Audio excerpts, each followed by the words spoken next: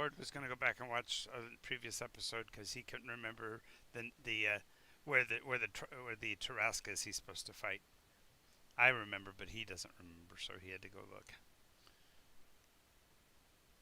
All right, so welcome to Nycos, everybody. Once episode. Since we have to do this again, we're going to start again with alphabetical, and this is when Gene, you get to learn to stretch because you got to wait till Cord gets back to do his intro. But give us your character name, class, race, and what you would do when faced with Glenn. Good, you're all live and everything. Okay, thanks. I'm Jean. I play Miri Elwin, a human cleric of Veritas and Nycos, and guardian of life. I'm the high priestess of the temple in Bridge is Earthquake. I would use Earthquake as the Blinn moved through a path to bring the path down on top of them.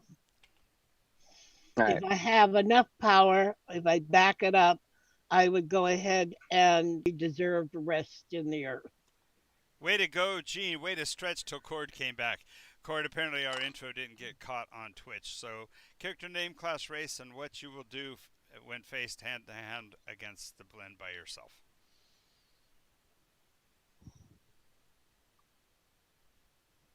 It's your turn, Cord. Torg finger on my right hand to slay the entire northern threat in a single day. And the field would be red with their blood. I remember that bit. Yes. That was my favorite part. The rivers would be engorged with their arterial matter. Was the Tarrasque? Sorry. I'll ask again in a second. Go ahead, Jacob. Say my character's name. Same thing as last time. Yep. I am Jackson. I'm a All right. to attack. Excellent. Okay, so the question that was being posed to Cord was, he has an enemy that he has been slated to destroy in order to begin his process towards godhood, deity within the realm, and that creature is known as the Tarrasque of Tirkun. The Tarrasque of Tirkun. Alrighty, the map is there to the left if you guys need to take a quick look at it to see how far you are. If you take a look there, you'll see why they're calling it the Tarrasque of Tirkun, because there are several hexes of waste where something has just basically destroyed everything. Nice. Yes, so it's an opponent worthy of your Maiton power, Cord. Get it, power, Cord? No.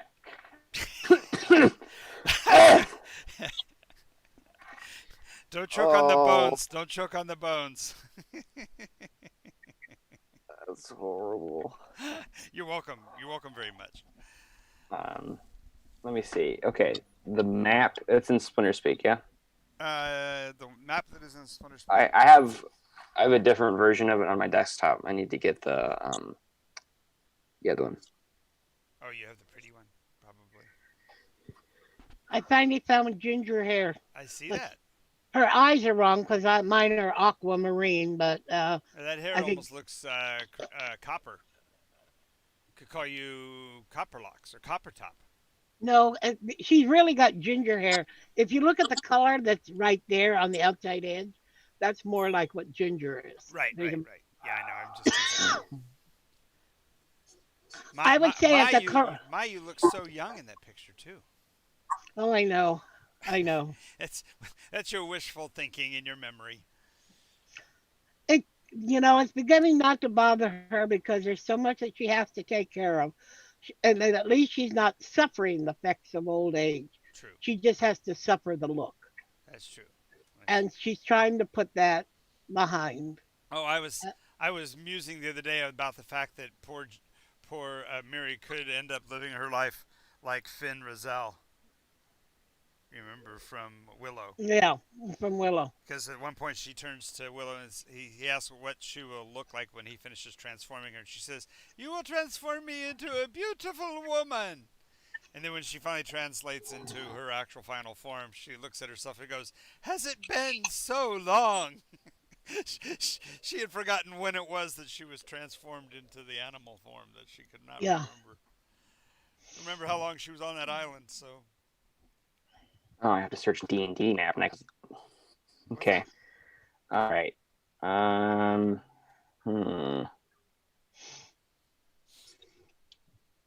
Nycos D, no, and it I'll should be in use the the ampersand for D. it should be in the Discord as a pinned message. Here we go. Of Discord Splinter Speak. course, Nyos is pinned a rule. message. Yeah. Oh. Not to cause confusion, but I put it someplace where you can actually find it. Pinned messages under Splinter. Oh, okay. All right, I got the map. All right. So Thank you. Sorry about that. No worries, no worries. So you can see that Turkun is south of Dolgul, which means that your quest and Umara's quest are basically in line with one another. That you'll actually reach Dolgul. Are Maybe we they could drop. on the left or right hemisphere? Of course, you could catch a ship near one of the southern ports there, south along the Mornglade, and cross the Blackwater and get there faster. But that means Would going to Selk help them come up? Selk's the wrong direction. Selk's so far away.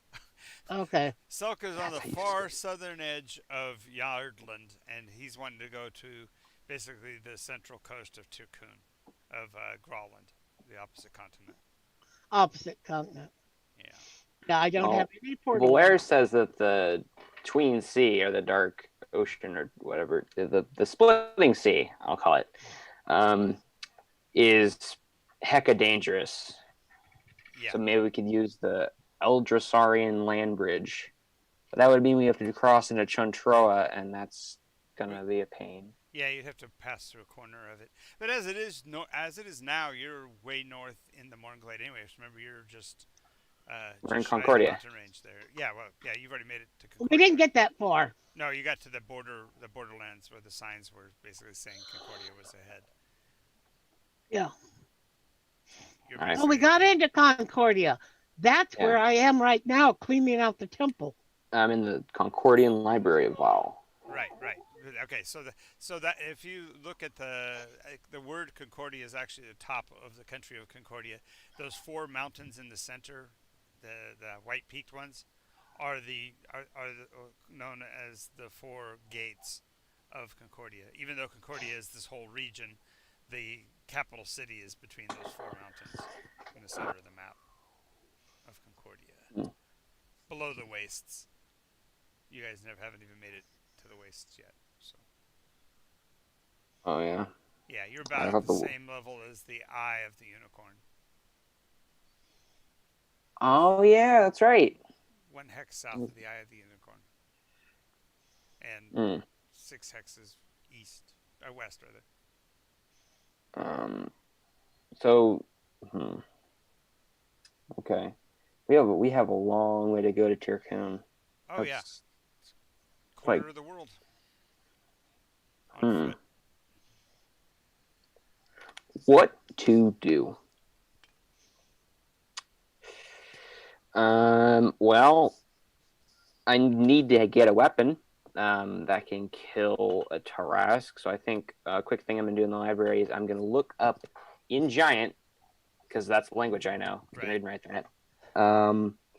Is there any recorded location of a fire giant civilization on this map? Good thing you should ask that. Yes. As a matter of fact, the area known as Chuntroa used to be known as the Highlands, and all of the giant kin. Remember I told you long ago the ordning was destroyed, that there is no ordning structure anymore? Yeah. It's because the Blinn destroyed them. I'm sorry, not the Blinn, the Rook obliterated them. So if there are any fire giants, frost giants, storm giants still around, they'll be in what is the area known as Chantra. They've been pretty much hunted into nearly extinction. I wonder if they'd like to join in a battle I wonder. against the Blinn. Well, Oh, you and also need to wonder whether or not the Rook would join forces with the Blinn, or whether they would stand against them. Because the one thing you've got going for you is you know that the Blinn army includes the Unblinn, so there's there's bad juju in the side of the enemy in this case. So you might yeah, be able to appeal to the superstitious nature of the Rooks of Shantra if you wanted to try to appeal to them to not engage with the enemy. All right. do not join the enemy. Mary, if we've got nothing left to do in Concordia, Jackson, if there's anything you want to do, speak your piece now. Well, she wants to. She's actually planning on staying here and cleansing that temple. Ah, She remember her goal was not the same as the two of you. She was not heading towards ascension at this point. She had said there was too much more to do, and so she wants to cleanse. Remember, this is a temple of the 9 veils, and so she actually ostensibly, even though she's only specifically working on the green veil aspect of it because it's in the core or the center of the structure, eventually she will by necessity be cleansing the entire temple because despite how it kind of feels, the green veil is the core to it all because without life you don't have any of the other veils except for white. Hmm.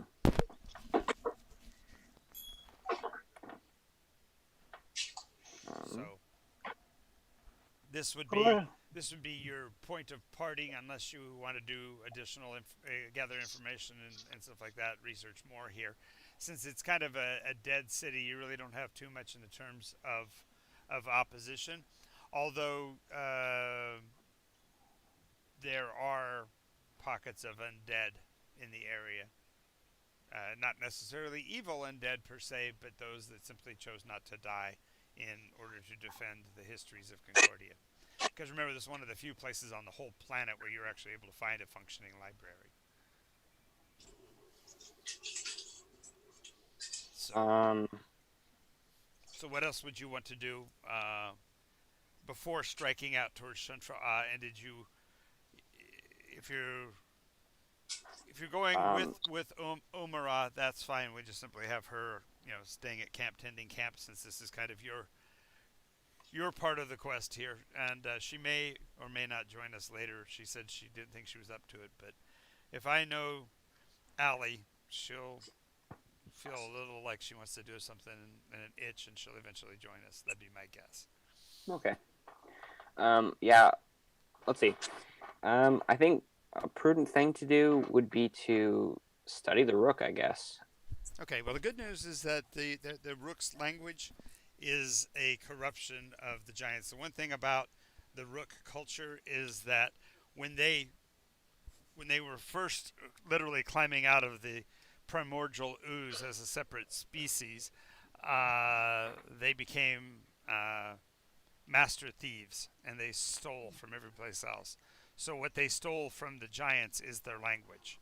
They don't pronounce it the same, but the words actually, most of them mean the same thing. It's kind of like speaking to somebody from Boston and having that person talk to somebody from Georgia. They're radically different in the way they speak, but the words are fundamentally the same. So therefore, especially if it's written. right, right. So the Rooks have basically stolen a lot of the giantish cultures Hmm. and have a form of ordning within their ranks now. Well, good to know. I have the some other information on like the signs of them coming, I guess. Please elucidate. These are some signs on the Trontoa hunting parties. 4 short pips on a pipe. The creation of spiderwebs, the smell of leather, and that's it. Okay. So yeah, you're going to be at least aware of them when they're in the area or whatever.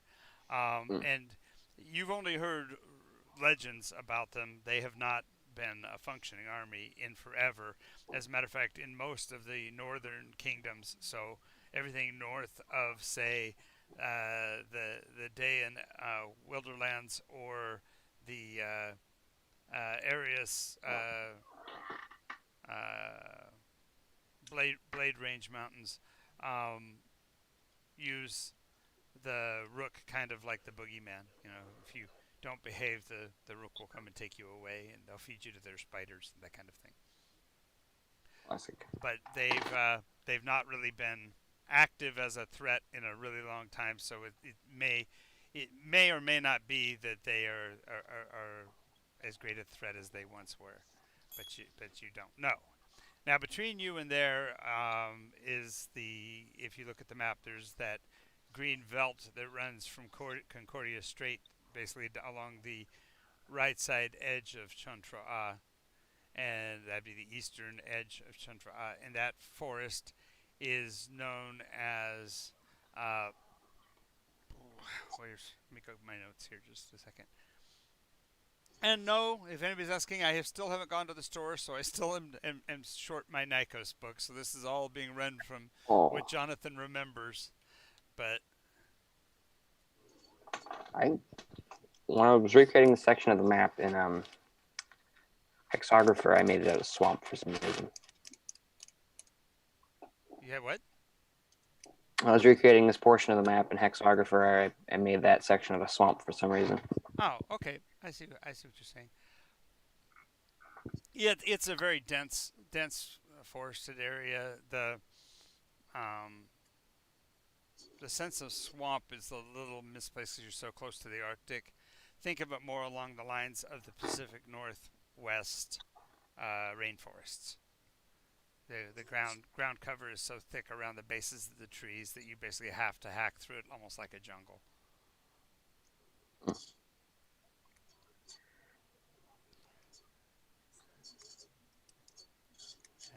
give me a second here.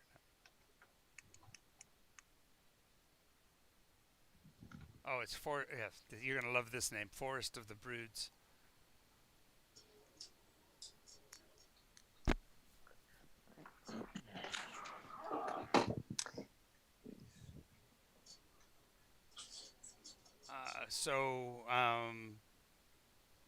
Any particular additional information you want to pick up before you head out? Just realize that you do have fundamentally a trade language between you and them, in the fact that you speak Giantish. So their voices will sound perhaps different, but at least you'll be able to make out the words. I really can't think of anything right now, so I'm good. All right. Gene, are you good as far as setting up the temple and stuff? Yeah. What I will do is on one of my trips, I'm gonna go. I'm gonna set up a portal here, just outside the temple, and I'm going to use it to go back to Bridgeton to bring a few people through to help me. Okay. Do you want to set it up near the temple, or do you want to set it up in the temple? In the temple. Okay. Just realize that will be setting a precedent that has not been done before, as far as in the concept of the Temple of the Nine Veils has always been that even though the central area is Fort of Green, it is also considered to be kind of like the entire facility is sanctuary. So anybody from any veil can come here and claim sanctuary. Yes. Putting a green veil gateway in the center of that may be to some. And then I'll put it outside. Okay. There is a central grove-like setting just outside of the structure itself. It's in bad shape as well, so being able to maybe even get Umara to help you a little bit with the druidic nature of getting that forested area back to function will be a way of setting up a gate right there. Yeah, that would be nice. Okay. Overarching trees with just a crossbar. So, in honoraria of your being the one doing this, we'll call that Mary's Grove. Okay. Mary's never had a grove. Yeah, now you do. So you'll be doing that and gathering your people and bringing them up to do the cleansing process. This will also be theoretically helping you to establish your hierarchy within your faith as far as the green veils and things like that. Okay. And you could even open it up if you wanted to select members of the other veils if you wanted them to start working on their own areas, that kind of thing as well. Yeah. In fact, that's what you will and do is invite them to Okay, come with her so so they can clean up so their so areas. even though I may not be talking to you a lot during this session, Gene, with that those are things that Miri will be doing because Okay. those are all kind of longer term things which will give time for them to do their travel south. Yep. All right. You and Umara, did you brought you came by horseback, so you at least have your horses. Oh, there's one thing I do do. I She give. said doo doo. I heard her. There is one thing Oh, that I do for both of them. I give them the scroll with the hole, portable hole that will take them back to Bridgeton. Say that again.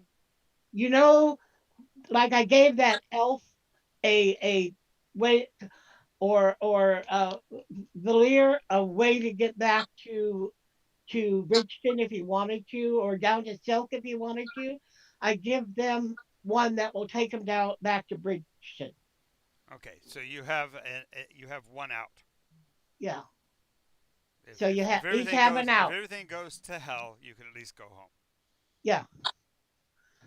Isn't that reassuring there, Cord? And go with her blessings. And she says, I will pray for you each day and light a candle for you. Okay, Jacob, did you thank want you. to stay and help work on the temple and perhaps do some local exploring, or did you want to go with uh, these two on their epic quest to become deity? Maybe I'll follow them, but I don't have any plans of becoming Well, a yeah, deity. you're so far behind that this most of your adventuring time because you were out of contact with us.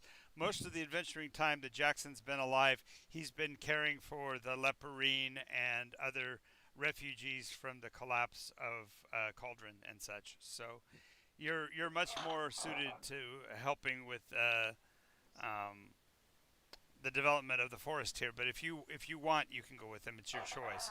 Just realize that you may find yourself in deeper water than you might want. So you tell me what you'd So, want to do. But if you're going to go with them, I need you to be able to be Johnny on the spot. If I ask you a question, you need to be paying attention, okay? okay. If you're preferring just to sit to enjoy the company and listen in, you're far better to stay here in Concordia where it's safer. But it's your choice. Mm. Well, if I go with them, would I level up? Well, of course. I'll give you some Trask XP.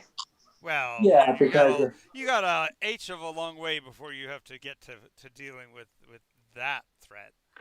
Yes, I know. You are I, going I through plan on. you're going through the forest of the broods, so All right. Covered by. all right. So as we head out, the weather is again unseasonably normal this far north. Usually you would be pretty much freezing every night, but because of the magics of the Kingdom of Concordia, even the local mountain ranges are verdant, covered with life and stuff. And as you're moving down towards the forest of the broods, even here within the boundaries of Concordia, you do see from time to time posts, signs with the skulls of their enemies on the top of them, warning you to stay out of the territory of the Chantroa, that it's theirs. But most of those signs are themselves pretty much relics, archaic pieces. The language isn't even spelled right. Obviously they were learning the giantish language as they were making their signs, but Mm. so we are going basically westbound through the Gate of the West, which is that that white-capped mountain west of the center of the city. And when you're at the top of that mountain, as you're passing over its shoulder, from here, right at midday, there will be the light from the other three towers visible. So there is a tower here that stands about 9 stories above the top of the mountain. So it's literally built almost at its apex. And from here you see the other 3 lights, and they shine green, yellow, and red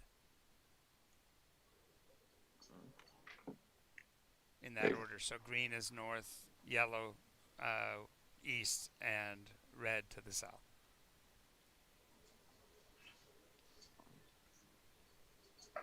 Yellow. South. Or red south. Yellow is east. Yeah, red is south, yellow is east. All right. And this tower is technically, if you will, the first challenge on your way southward. Are we going to interfere with the tower, engage with it in any way, or just going to note it as an artifact and move on? Does it look evil? It doesn't look evil, but it also looks unoccupied. It has basically a terrace wall at each of the 9 levels of the tower, and then the central tower is about 10 to 15 feet smaller than the outer wall of the level below it. So it's got a Aztecian temple kind of a feel to it, but it's much steeper, and there's no clear staircase leading up the outside. So it's like a stepped pyramid, but very, very steep, like 80-degree angles. All right. Actually, be 110-degree angle looking from the outside. Let me go over to so I can see myself. So the edges are like this, and then each level comes up, caps over for just 10 feet, and then continues upward. And there appears to be balustrades, which are the crenellations, like the castle wall imagery, at each tier going up. Well, it seems well fortified. Yes, if anything else, it looks oddly well fortified for being so far up a mountain. It's like you're already at the pinnacle of the mountain. Why would you need to be so hyper aggressively defensive in your structure? Nonetheless, that's what you have. I think we could maybe go up to it and shout to see if anyone's there. Okay, so as you approach, the structure of the tower is such that the inner wall, in reference to the center of Concordia, is the only place where there is a door to enter, and the door is a 20-foot wide double door, wooden structure bound in metal, but the metal is about as rusty red as Miri's hair. So this gatehouse has stood for countless ages, if not a millennia or more. This gatehouse has stood.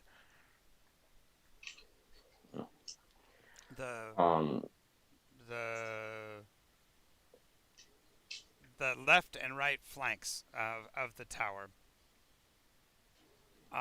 do have runes and symbols all over them, but they are not giantish.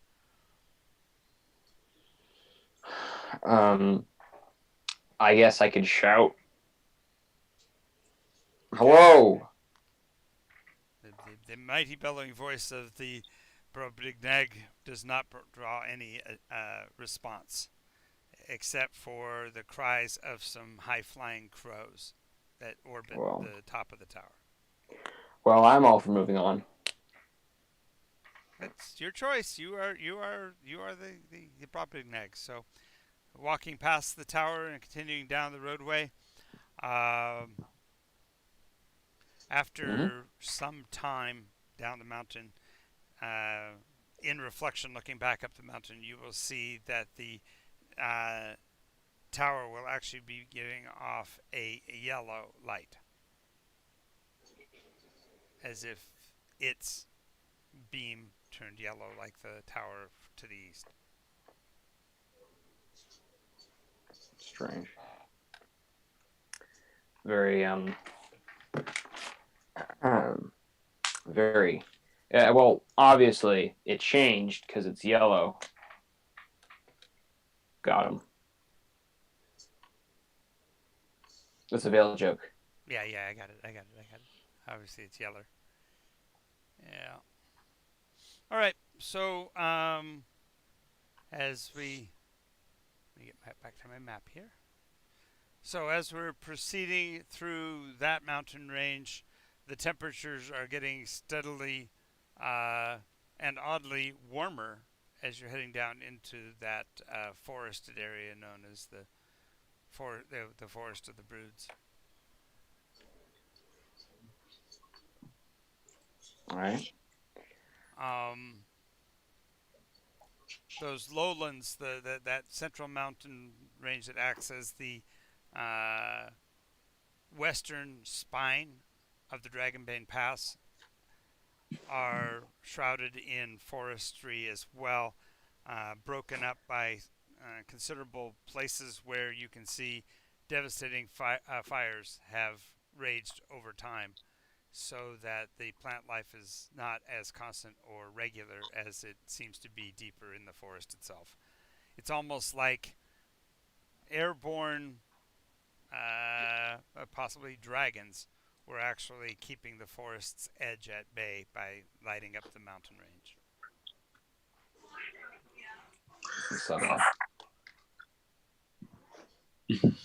So my question is, do you want to stay along the mountain range? It'll slow your travel because you're recovering through rougher terrain, or did you want to go down into the brood forest directly? Um. I heard a vote from Jacob. Oh, sorry. Did you hear him? He whispered. Wait. He whispered brood forest. No, he didn't. Was that? Yeah, it was me. Oh, it's Steven. All right. Okay. I didn't hear you. Wait, it was Jackson. That's what I thought it was. Oh. Yeah. Actually, it's really funny is that Jackson, for a half a second there, your voice sounded like Steven, and I'm going, I didn't know Steven joined this group. What the H? Whoa.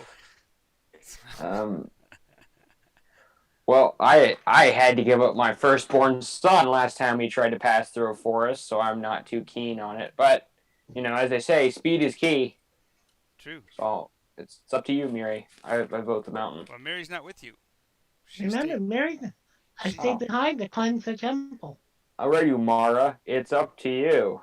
Oh, guess what? She's not here to vote. She's going to be deferring to your leadership. Well played. Well, in that case,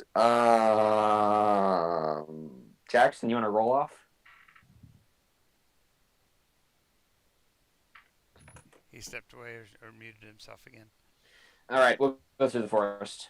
All right, so descending out of the mountains, the foliage at first seems a welcome change because it's easier to travel through. The horses can actually nibble as they travel, so it's a little easier on you as far as having to take care of them. You will find that there are little brooks and rivulets of water passing through this area, almost like a nervous system. The water follows basically a pathway from here northbound, so you're actually walking parallel to the river, but in opposite of its direction as you're heading southward, until you get parallel with that next large mountain, the last of the ridge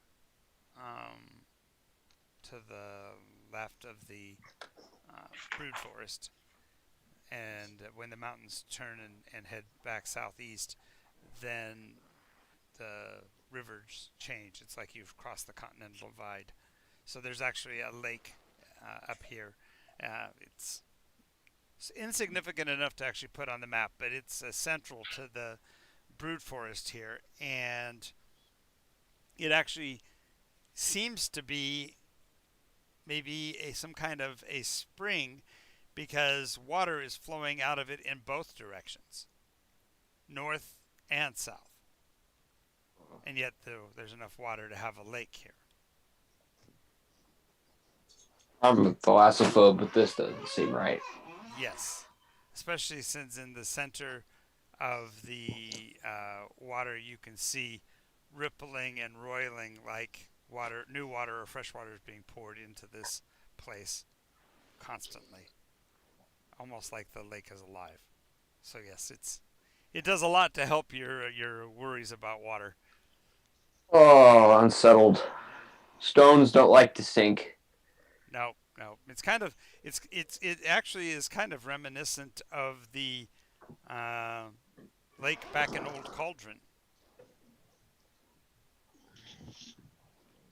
It kind of still has that disturbing, something might be alive in there kind of feel to it. There are no birds that will fly over the water surface, so that makes it different from most water sources. So usually you'll see like an eagle or other raptor fly along a riverbed and to go after the river fish. But in this case, nothing, not ducks, not geese, nothing is flying over the water. All right. Well, I'm going to make a note of this. We'll be back along this way to slay whatever beast lies beneath the surface of this terrifying pool. Nice. So,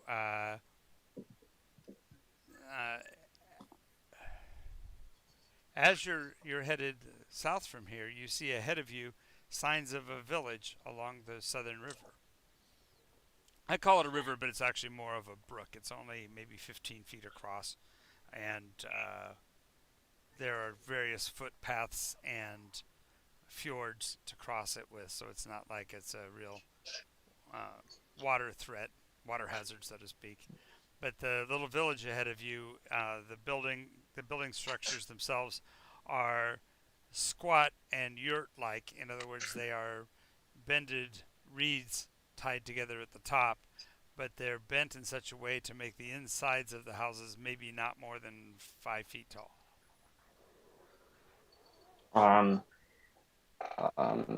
Do we want to stay here for a night, Jackson? Jackson, you got to be Johnny on the spot here. He asked you a question. Sorry. That's okay. Do you want to stay at this village for the night? You stay at the village? Yeah, just a random village we found in the Brood Forest. Oh, maybe grab something from their store.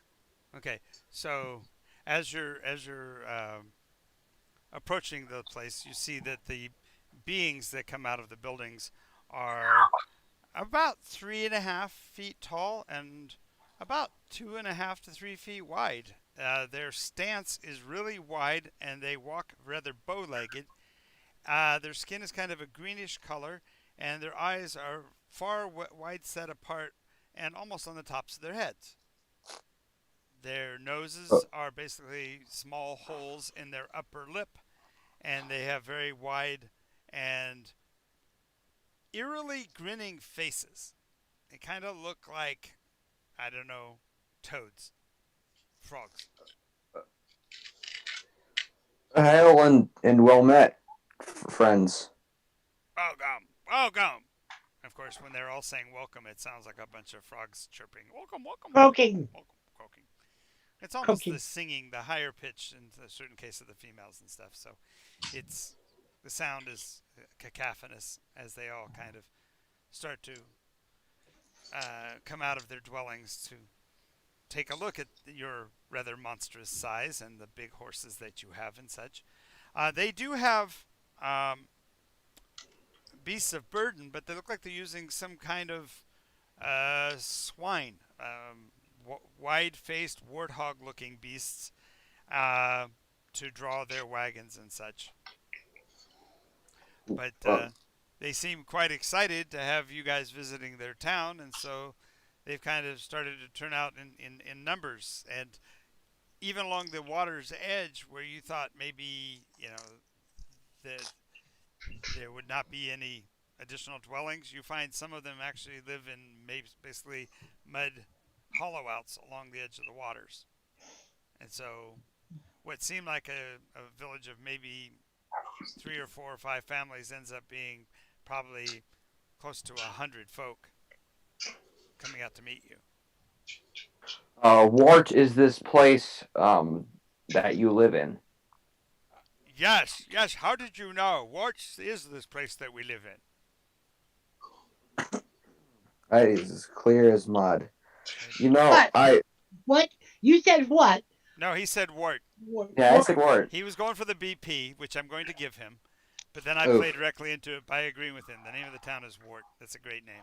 So, Okay. Um, we are travelers looking for refuge on our journey to. refuge. Going the wrong way if you're going to refuge. Refuge is nowhere near the. We're looking for the armies of sanctuary. Jean-Trois. You're, Sanctuary. Where's that sanctuary? Yes. Sanctuary? I ain't never heard of no place called sanctuary. Where's that? We're looking for solace then? Is that a better word? Solace. We heard Solace was destroyed. Amity. How about that? Peace. We're looking for a place to rest. Ah, you're more than welcome to stay and rest a spell here with us here in Wart. We're not gonna bite you. Oh. Thank you very much. You're welcome. Are you vegan or do you prefer protein with your meals? I will eat anything you give me. Okay. Like a boy with spirit. Come on, have a seat. We'll get right on that. He motions, and several of the females toddle off into the buildings. And toddle is about the right word, as they kind of wobble from one side to the other because they're walking on these big spindly legs that are folded. They don't. Apparently, it's not proper culturally for the older ones to leap. But you do see the little ones loving to play leapfrog and jumping out at each other from the shadows and stuff along the water's edge. But the older ones don't. That leaping stuff is for the youngsters. So Tell me, are you familiar with the with the midges of Temandigan? Temandigan? No, never heard of that place before. And midges? Well, midges they used to live up in here, but they got driven out by the Shintro a long time ago, and before that they still had trouble with the men of the area. Back in those days, Concordia was not a place of peace. Concordia was a warlike place trying to establish its hold on all of the world. It was a scary place back then, indeed. So how do you come to be this far out of your league there, fella? I mean, are you looking to rile something up, maybe regain the power of the giants of the past? Well, actually, I have been given a divine quest, and to complete it, I am stopping by the giants to ask for their service in creating a weapon capable of increasing the chance I will complete my divine task. Ah, man of God, I always liked the feller that appreciated his position in life. So tell me your philosophy. What is your take on, say, life and the nature of the soul? I would say life breeds conflict, and the only way to end said conflict is to guide it, shall we say, to a place where it does not have to conflict with other life. Interesting. Not to conflict. But you look like a man of war, aren't you? Like predicating yourself on some ancient stereotype that strength and might equals right? No, I live by the paradox. To prepare for, to live in peace, one must prepare for war. Oh, kind of like them Eastern fellers with the grasp the pebble from my hand kind of philosophy. Kind of like that, yes. Yeah, that's interesting. Interesting. Oh, here come the ladies with the grub. And of course, when he claps his hand and they hand it to you, he's not wrong. It's full of all kinds of, let's just say, larval stages of a variety of different kind of creatures. That's a 30 on my con check. What's that? That's a 30 on my con check. He does not gag and throw it back up at him. No, I'm gonna eat barrels of this stuff. Nice. Yep. Well, they'll keep bringing it, and they're pleased as punch that you're appreciating their diet, and yeah, they are a hunter-gatherer culture, and what they hunt and gather are the larval stages of insects. They do eat berries and such as well. That's why they asked you if you were vegan, because they would have brought you a bowl of fruits and nuts and that kind of thing. But since you're willing to be appreciative of the proteins, they just bring it all to you. When you were talking about midges, I was thinking, of course, there's no midges around here. Frogs eat midges. Yes. That's a good point. But they're not going to mention the fact that they're cannibals as well while you're in their presence, because they're not going to try to take a bite out of you. Oh, that's right. Yeah, frog. Oh, well, that's lovely. Yes. Anyway, he does point out that his favorites are the ones they call Salisbury steak. They're about 9 inches long and about as thick as your as my wrist. Not your wrist, because you've got those big paws, but they take 2 or 3 bites to get through because they're that big and juicy. And it's very much like the scene from Lion King: slimy yet satisfying. We are not going to be loitering here long. Let's see how Jackson does with this. You've been a friend of rabbits for a long time, and rabbits don't eat insects. As a matter of fact, they're kind of afraid of them. What's your tack on it, Jackson? When they bring you a bowl full of grubs and worms and such. I'll ask one of the wait. What is the term for the waitresses? No, she's not a women. waitress. She's a woman. I'll ask her. Do you have like any vegetables? We got a vegan among us. She starts laughing. Oh no, And not for me. And everyone around. What's that? Well, it's not for me. It's for them. I pointed to the rabbit kids. They're not here. They're not here. I said Oh, for that's- a long time you took care of them. You don't have to do that anymore. They're all grown up now. The horses? No, the leopards. No, you can point to the horses. You can say that's for the horses, but you're gonna eat the worms. Yeah. Okay. Go ahead and make a Constitution save, because I don't get the impression you're nearly as enthusiastic as as Cord is. There's no way to worm your way out of this. 18. Okay. Wait, 18. I guess you went ahead and slugged it out. You're fine. Just Nice. gorging yourself on the embryos. Yummy. The thing that's good about them, they do point out, is that this instead of when it gets to be dry season, they have to eat a lot of beetles, and the beetles, the shells get stuck in your teeth and stuff. Of course, when they mention that, they open their mouths, and although you think of these as being frogs and toads and such, when they open their mouths and you see a row of 3 rows of serrated teeth inside of their mouths, you realize these are Meat eaters. carnivorous. They probably eat even more sophisticated things than the grubs. So they want to hear the stories. Tell us something about the great Brobdingnag. How did you get that wonderful title? I gave it to myself because of my ambition. I plan to be the best. We need to write you the Song of Chord, kind of like the Song of Gaston. One of my favorite scenes from Beauty and the Beast is Gaston going on and on about his prowess and his strength. When I was a child, I ate 6 dozen eggs every morning to make me get large. Now that I'm grown, I eat 12 dozen eggs and I'm nearly the size of a barge. I I mean,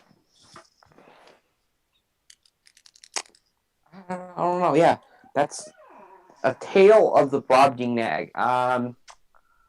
Yeah, tell us how you Let me see. and you this is the value of being a storyteller. Take the things that have happened in your life and string them together to make them make sense. They don't have to necessarily be in the right order.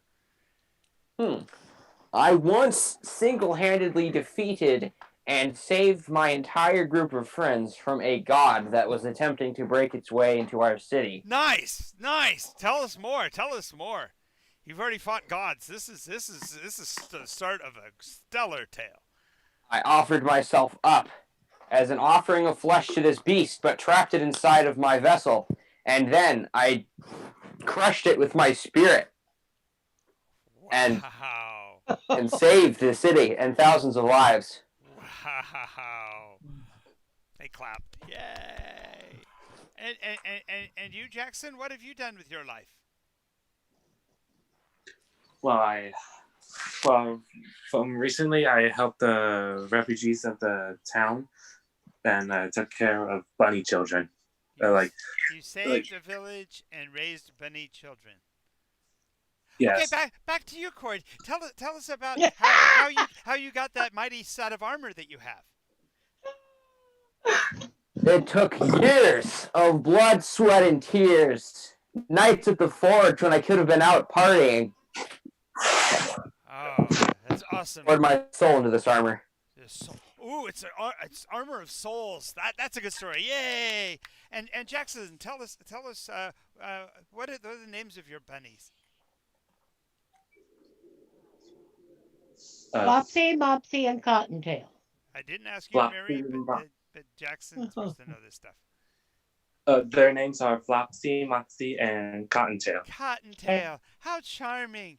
Um, so Cord, how did you come to be a warrior of great prowess, and what brings you this far north? What dangers did you seek coming this far north? I sought to fight a host of mischievous heathens from a time long ago, brought forward by the machinations of the genius wizard. Genius wizard. There's a genius wizard that's fighting on the side of darkness. He might be a bard. Just a second. They all look at each other nervously. Are you familiar with a genius wizard who works for evil? Why, no, we wouldn't. So, Jackson, when it comes to the bunnies, what color fur do they have? I'm going to stand up from the table and lean forward. Excuse me? I'm just asking Jackson about the bunnies. I would like to hear more about them. Are they big and fat and juicy, or are they more strangly and lean? Jackson, tell us more about Flopsy, Mopsy, and Cottontail. Jonathan, can I roll a history check to remember what is the description of the bunny children? Welcome to role play. Make this shit up. Pardon my French. Just go with it. What color do you think Flopsy was? What color do you think Mopsy was? What color do you think Cottontail was? What do you know about Peter? Remember, Peter Cottontail, the boy among them, went on to become a swashbuckler and a swordsman. Make stuff up. This is what role play is all about. Fantasy.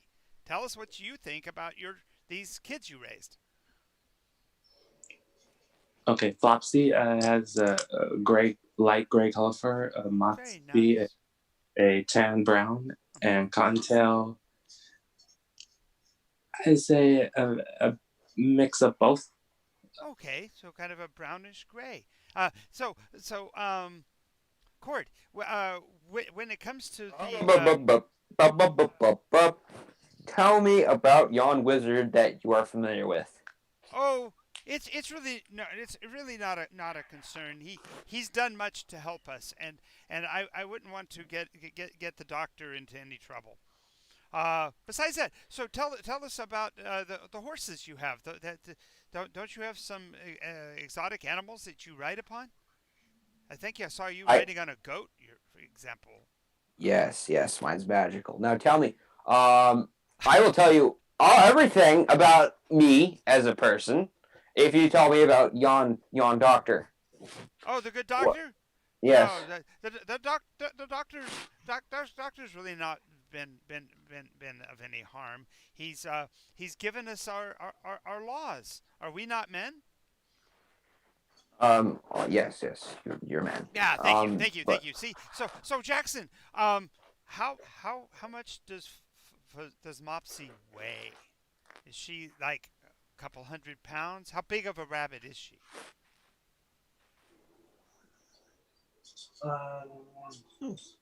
Remember, she's a sec-gen, so she's a person and a rabbit. So, is she plump and fluffy, or is she thin? She's been.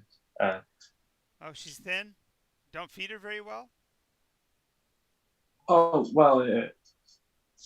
well, they do are energetic, so they play.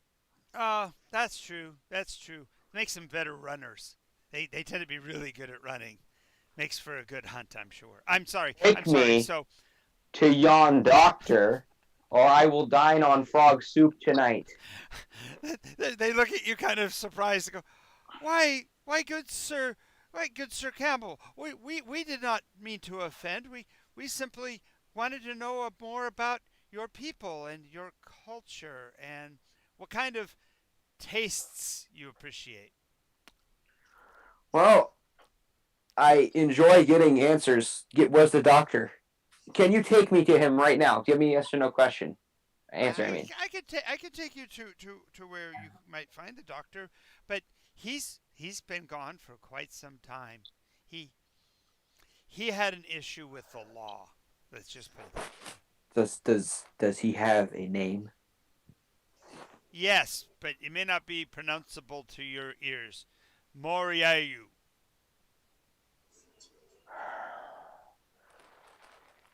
Well, Moriayu.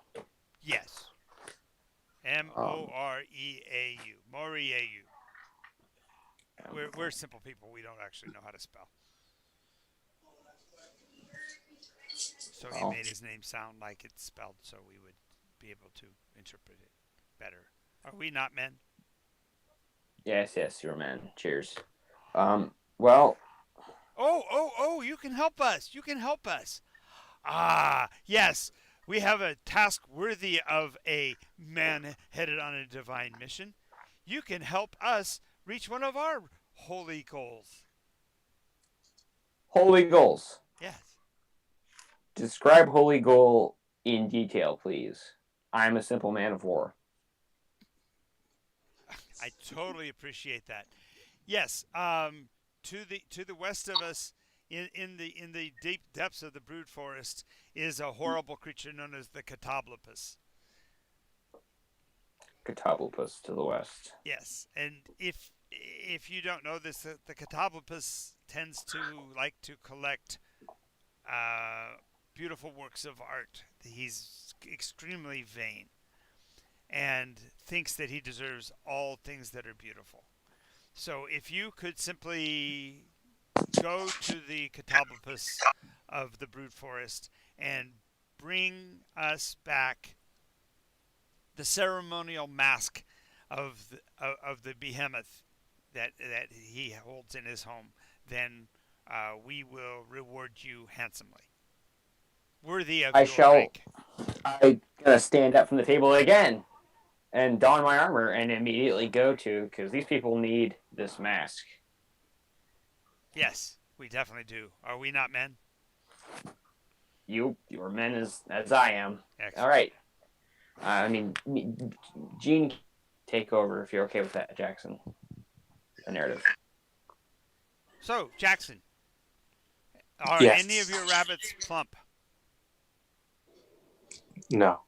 No. You let them all play too much? You didn't feed them well? Oh, I took care of them. Yes, but we like to think of rabbits as being plump and juicy and full of flavor and taste.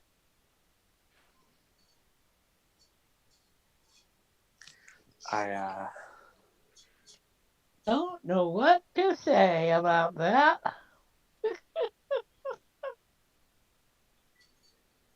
What? Make it up. Jackson, if you come with me, we'll probably level up, dude. yeah, probably a good idea. Probably a good idea to what? For him to come with me. No, I get that. I'm asking. He's still in the conversation. Oh. And I need you to either answer them about the rabbits or find a way to close out this conversation, because they clearly are wanting to know whether or not your friends, your children, are worthy of them hunting. Oh, I'm gonna, as I leave, I'm gonna motion for Jackson to get up and take everything he brought here with him. I think he needs me. He pointed Fair. to Court. Wart, I promise you this. I will be back someday, come rain or shine, with that mask. Yes, And if you bring us back the mask within a week, we can guarantee you safe passage across the bogs, because we'll send a scout with you. if I am not back within a 10-day, please have a burial ceremony outside of your village. Oh. And Mark, We'll do better than that. If you don't return within 10 days, we will send out a party and bring you back, because you deserve a hero's burial for the wonders that you've done in your life course. Thank you. I am honored. come, Jackson. We have a quest to embark upon. Right away. Nice way to get out of there. John knows exactly what I'm doing, and I don't care. All right, Jackson. We are stealing a mask, and we are going to keep it. If you see a SecGen, don't mention this mask to them. Understand? Except that he's friends with SecGen. He's got the girls in his care. Don't mention this to Any section. any SecGen. Other than your siblings, of course. Or not siblings, your siblings? Kids. Yeah, because he's basically been there. They were Foster ward. father. Their ward. This They've been his ward. I do not. You have a bow, yes, Jackson? He has a bow and a crossbow. Well, this is how we're going to do this. I'm going to kill the Catablopus quickly, and you will stay behind me and pepper it with your ammunition. Okay, so we're heading into the bogs to go after the Catablopus. Alrighty. Yes. All right, so I would love to hear the conversation between Cord and Jackson about what they believe a Catablopus is, since you've never seen one.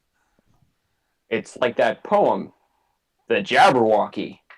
You have so many expectations for it, and then when it actually turns up, it's kind of lame. But, I mean, that's my theory. Really? You only are that way because the Vorpal sword cuts its head off, right? So that makes it lame? Oh, no. Miri has the Vorpal sword. I just have my hammer. If I had a hammer, I'd hammer in the morning.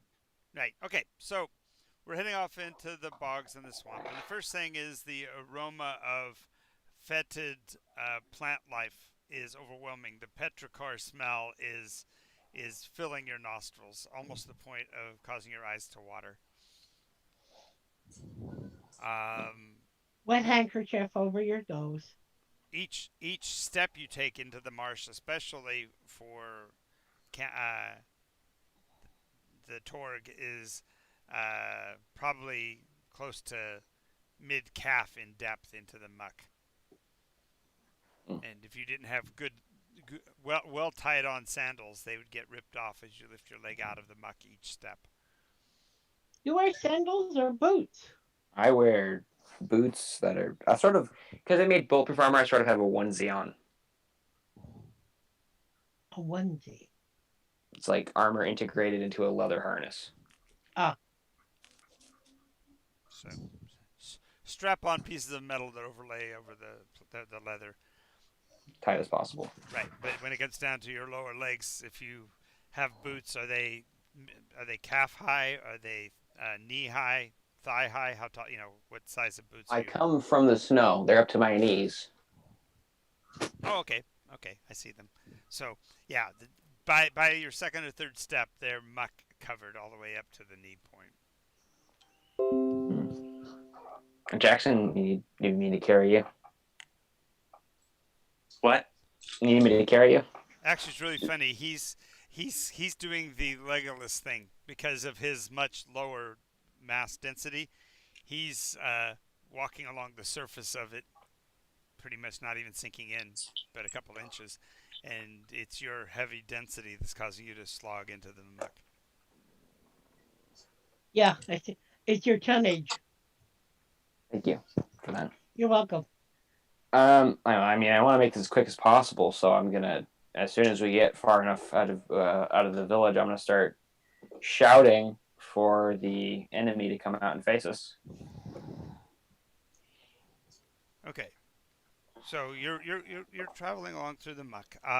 The major sound you're going to hear are the smaller relatives of the grung that you ran into earlier. These are little, like chirping, singing frogs and stuff. So you'll hear, brr, brr, brr, brr, and crickets and buzzing of flies.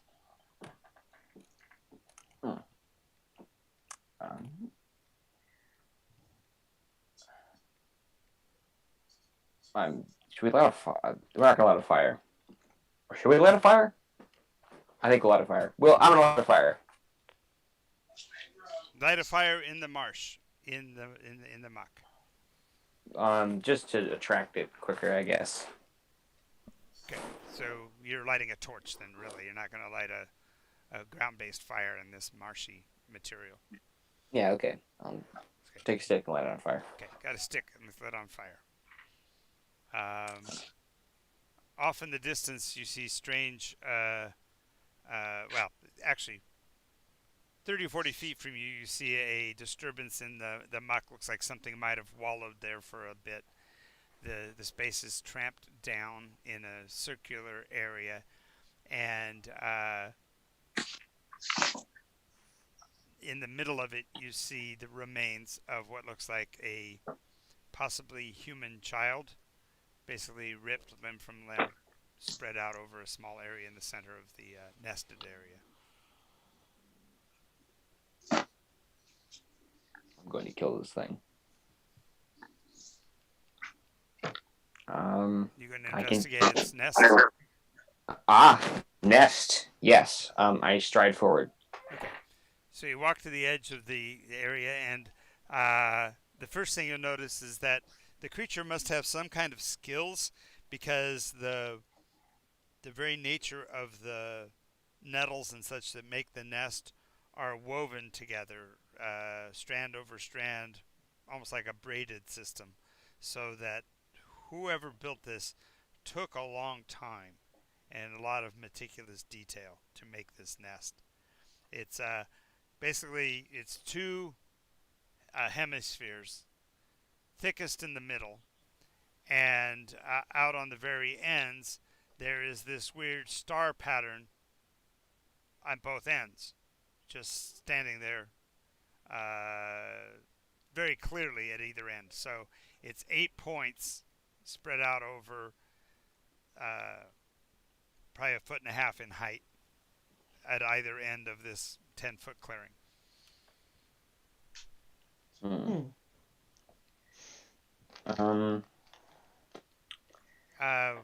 While you're watching, some of the baby's remains move.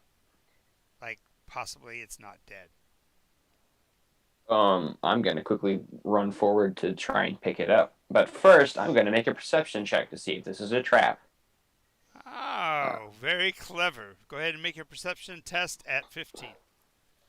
Okay. That is a 19 plus 6, 25. Okay, as you start to step forward, you think for half a second and say, those star patterns at at each end are symmetrical for a reason, and they're basically slightly curved inward at both ends. Uh-huh. Oh boy. Ready your bow, Jackson. It's clobbering time. All right. I prep my bow. I'm gonna pull out my maul, and I'm Okay. gonna poke the carcass with the tip of it. Okay, make a dex save of 19. Ooh. Holy crap! I rolled a nat 20. Plus, not plus anything. You don't even have index? I don't have any dex now. Yeah. So you roll a nat 20? Mm-hmm. Well, you only needed a 19, so you're good.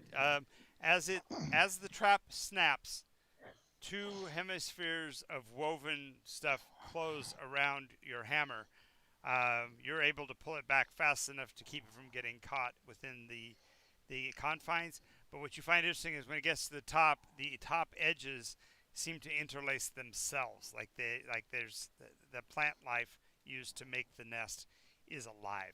The Venus flytrap. Yes. All right.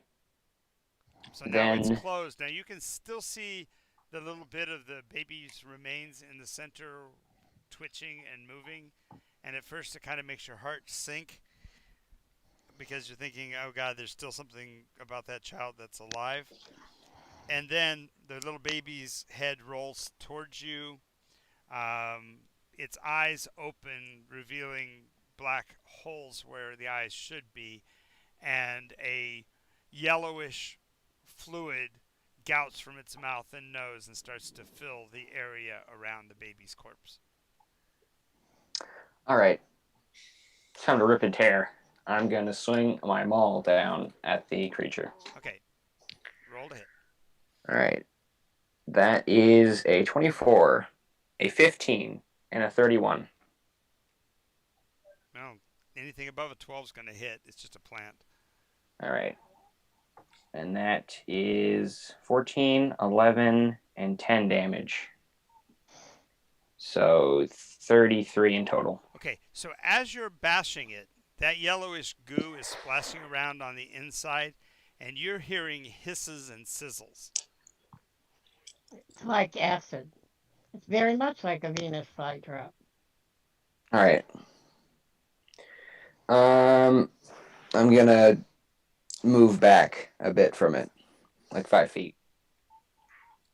Okay. Or you know what? No, I'm not going to back up from it. I'm going to stay within range. Jacob, are you shooting it with your bow? Yes. Okay. Go ahead and roll to hit. All right. Plus Dex mod. Yes.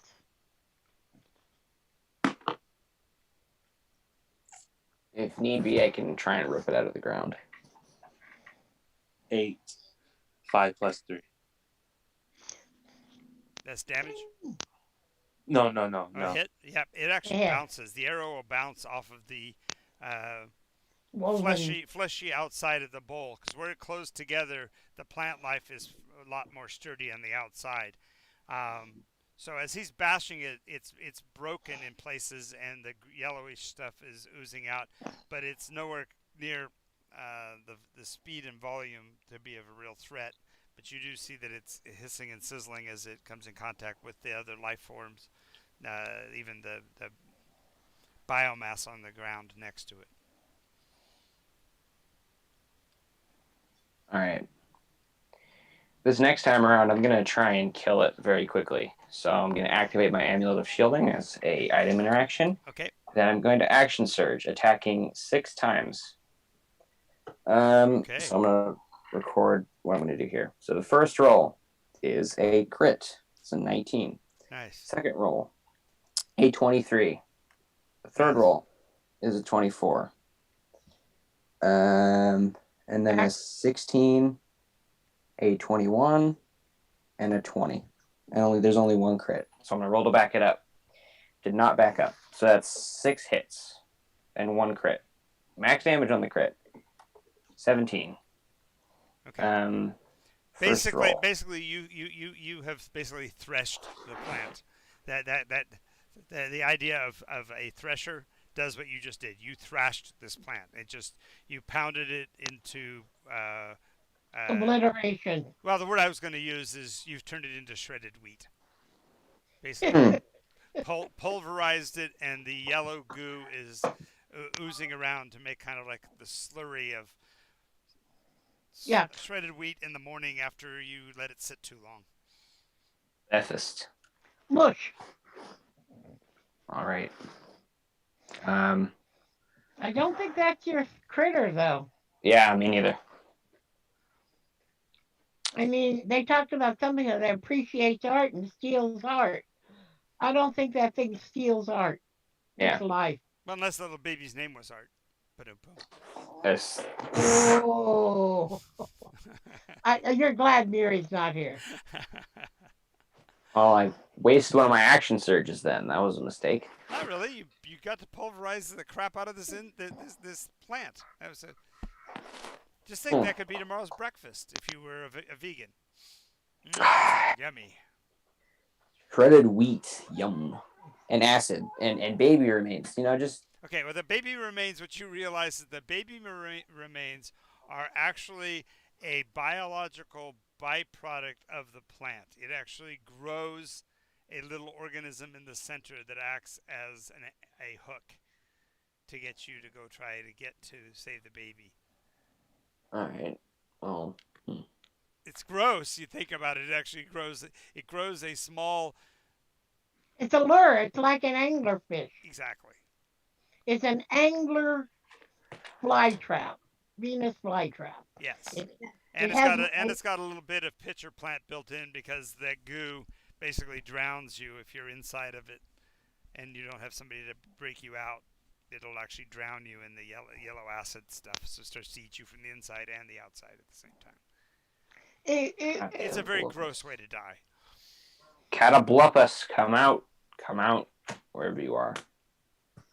Well, as you're standing over this, by the way, when you finally beat the snot out of it like that, the flurry of action causes a murder of crows to explode into the sky nearby. And so for a few seconds, there's that continuous cacophony of caws. How's that for a little alliteration? Continuous cacophony of caws. As they spiral airborne and northbound. You swear you heard at least one of them in there say, "Nevermore! Nevermore!"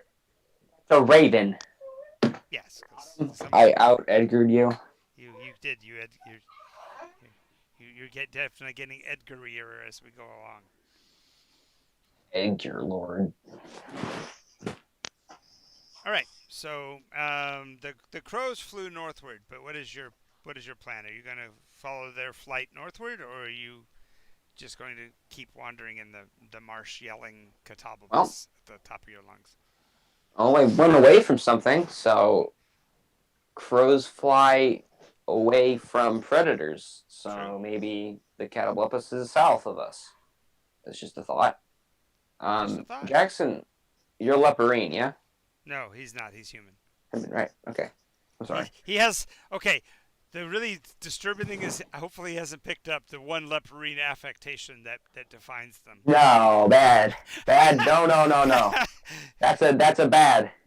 I just meant scratching his butt. What are you talking about? Okay. Okay, let me think. I mean, they're scratching to find something, but he's not. So. Okay, so we're in a bog. Crows fly north after I kill that thing. I don't know where the Catalabus is. How do we draw its attention?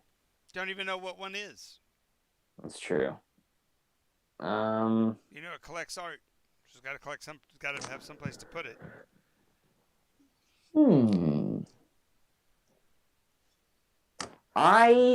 Let me check on my character sheet to see if I have any art. Because we can camp out if I do. Oh, you're gonna lure it to you. I see. Yes. Let's see. I have my shiny. Nope, not shiny. It's gray. Never mind. Armor. I was gonna say. I have some magic items that might be Artie. artsy. You have I've any got necklaces, bracers, brooches? I have an amulet There of you shielding. go. You got an amulet. That's awful pretty. You put it on already, so you're wearing it out. So you just have to like draw attention to it. Good thing I haven't lost my amulet of protection. I am gonna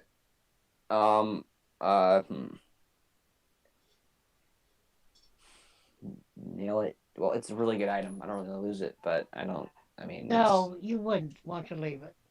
But you know what? Those masks are a thing that is important. So I'm willing to give up my amulet for them. So I'm gonna take off the amulet as bait, huh?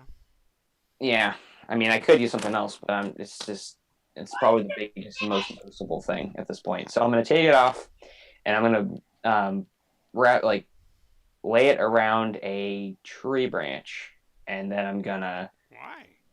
Oh, no. Well, I'm just asking. Why would you take it off? Leave it on. You've been shouting for this thing to come to you. That's a good point. Okay, you know what? Actually, yeah, I don't see thinking. That's the thing I need to do.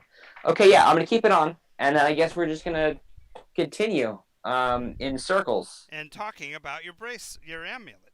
My, I have a lovely amulet. I wish I had somebody I could trade with. That's a good idea. I don't know who would have thought of anything like that. I mean, that's so alien as to not be, realistic, but.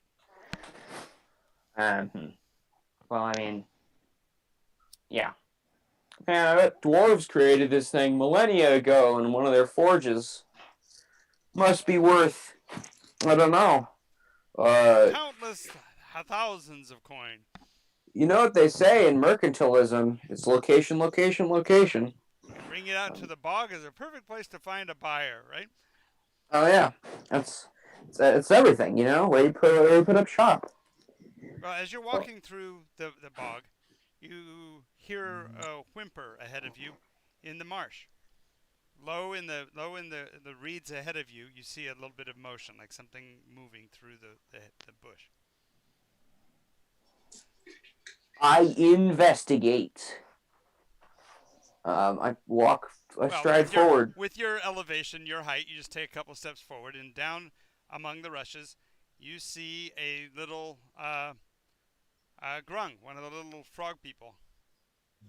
Looks like a little girl, dressed in just a rag of a dress. Really, she's not very well clothed, and she's weeping. But on her wrist is a beautiful bracelet of gold. Hail and well met, young one. I am Cord. You scare! I'm afraid. Well, there's a lot to be afraid of in this world, little one, but I am not one of those things. Now tell me, why aren't you with the village or your parents or what have you? I am bait. Bait? Mm-hmm. Wait, you're bait. Wait, Well, bait for what? Well, shit. Jackson? Yeah, yes. Would you cover my back? It appears as though we're in over our head. And now I'm going to make a perception check. Okay. For things. Okay. Okay, So you 22. do a quick scan of the area around. Here's the frog singing in the area. There's the tall rushes to the west of you. There's a stand of kind of a purplish fungus farther out in the marsh, and the little grung is actually, you can see that she's chained with a lead chain around her ankle to what looks like a boat anchor. A boat anchor? Mhm. Doesn't seem a bit extreme. It seems very extreme. The boat anchor is Alright. almost as big as she is. I'm gonna bend Corey, down. whatever you do, you need to break that chain now. You need to get her Yeah. out of here. I'm gonna bend down and try and break the chain. Okay, strength check. You love doing those. You haven't done one in a long time. That's a 17. 6 plus 11. It bends. You're able to pry it apart. Still got the one link and the actual manacle itself, which are still fairly heavy. So she's struggling to walk. All right. How much does the anchor weigh? The whole anchor, probably 150 pounds. More I'm than gonna twice. take that. More than twice what the little grung does. I'm gonna pick that up. And heave it at the. Do you need help? I looked through my I am large. That's very funny. That's And very I have No, listen. I looked through my character. Since I'm level 3 for fighters, and then I chose the Eldritch Knight, I have mage hands. Yeah, so Mage that only hands. makes them 10 pounds. That won't. 10 pounds. Well, maybe at least I could help. You could pick up the little girl. You can physically pick up the little girl if you wanted to. Thank you. No, my plan was sort of to use it as a chain weapon, I guess, because I'm proficient with improvised weapons. Sure, you could pick it up and you'd have to basically start swinging it to get it off the ground. But yeah. I mean, my lifting, like my. No, I know you could lift it, but as far as using it as a weapon, you'd have to actually get it into rotation to be able to use it like a flail. Okay. Because it's Makes so sense. heavy. It's not like a a 5-pound chain with a bunch of little hooks on it like the martial arts guys use. Instead, you're talking about a really heavy object at the end of a long chain. And it's not really that long of a chain. It's only like 30 links. So maybe 6 feet.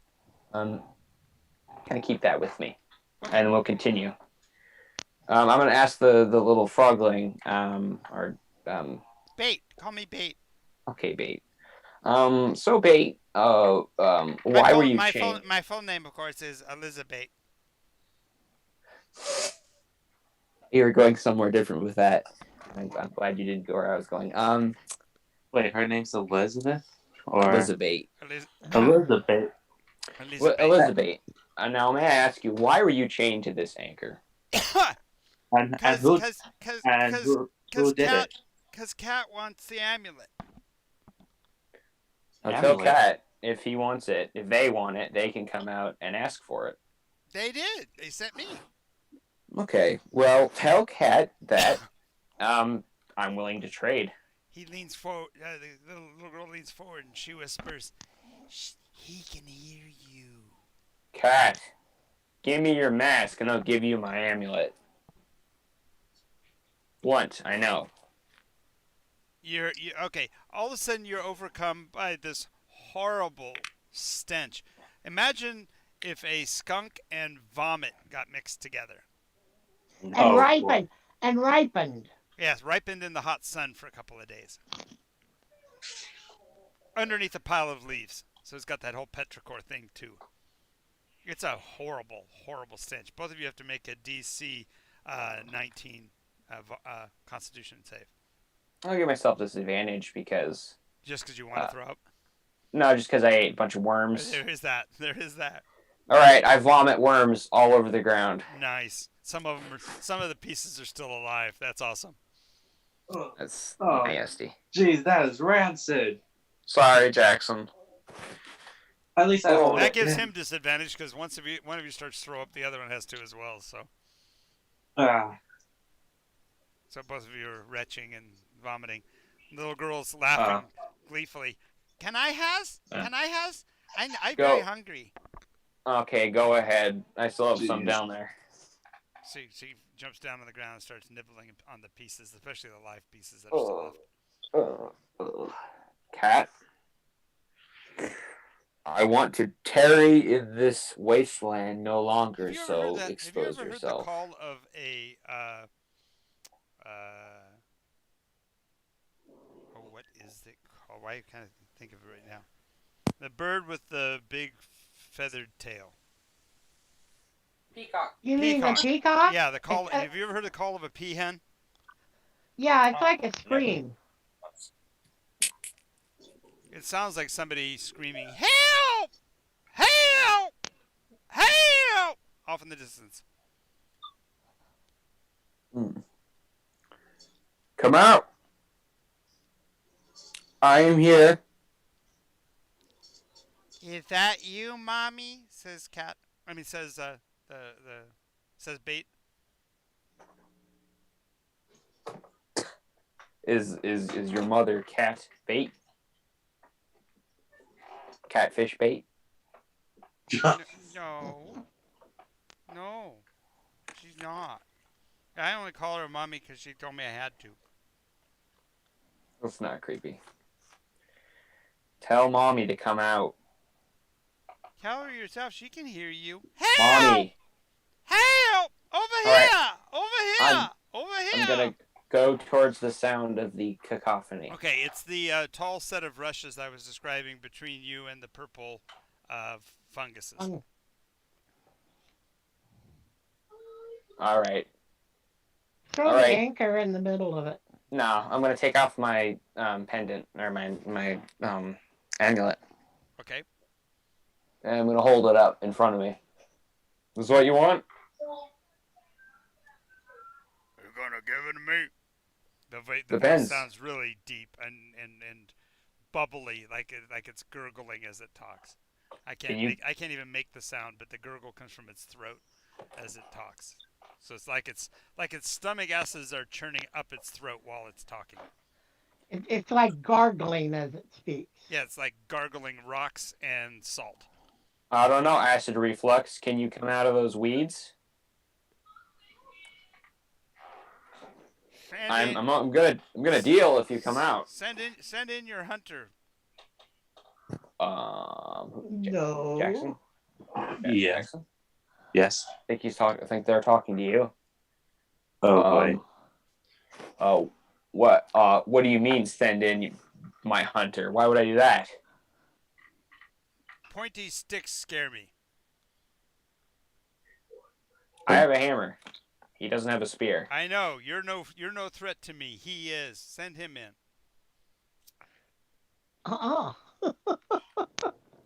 Okay, smart guy. Pointy. I put my hammer away, Jackson. Wait, Pointy. He's talking about my arrows. He is talking about your arrows and your crossbow bolts. Interesting. Come on, Pointy boy. Come on in here. Let's have a dance. No. Is it okay if he just puts them down? I'm not sending him in there with you. How are you going to get me the amulet if you don't send him in? I suppose you could send it with the girl if you want to give it to her. Lisbeth, child, you going to take care of your mama? The voice changed radically. Yes, mama. What kind of mother are you to chain your own daughter? She's my daughter. She's my property. All right. That's it. Can I use Mage Hand to form a fist and punch at the cat? You don't know what it is. You haven't haven't even seen it. It's inside of the hedge. The hedge is moving, so you could go in and try to see it. But if you do, you're going to be bringing yourself closer than your bow range. Yeah, you know. Jackson. You have advantage where you are as far as being able to attack it if it shows itself. It's asking you to come into the hedge because it knows you're the threat. All right, I'm gonna put the amulet back on. Okay, buddy. Can you tell us what you are? You already know that. You came out here hunting me. No, what you are physically, what your being Isaac Catablopus. What do you look like? Wouldn't you like to know, pretty boy? God damn you. Oh, Hey, I'm sorry, Jackson. Come on, Jackson. Yeah, I heard him call your name twice. Come on in here. That's We can again, dance. Jackson. I'm gonna leave this up to you, Jackson, because I believe in democracy. Do you want to dance with our friend? By the way, my name, while I am a Catablopus, my name is Kathleen. I'm gonna call you Fat Lean. Just so we're In that clear. case, I'll call you Cordwood. I never mentioned my name. Interesting. Yeah, but Bates' mama said when she traded her to me, she said This you isn't going. visited the village. Oh yeah. Jackson. yes. Yes, of course. Do you want to dance with our friend Kathleen. Fat Lean? Do you want to dance with her? I'll Here, even let you lead. Bring that bow in here. We'll see what you can pull off.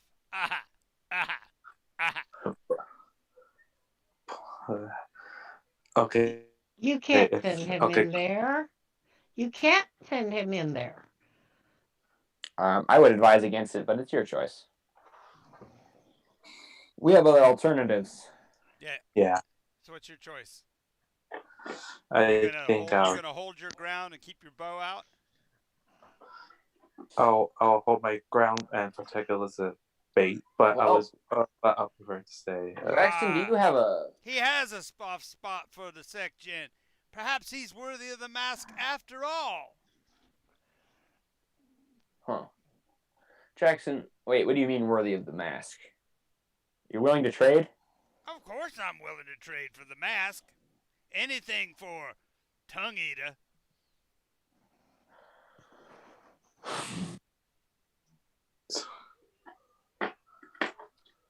Well, I'll hold off He's burning going to down. elevate us all. Are we not men?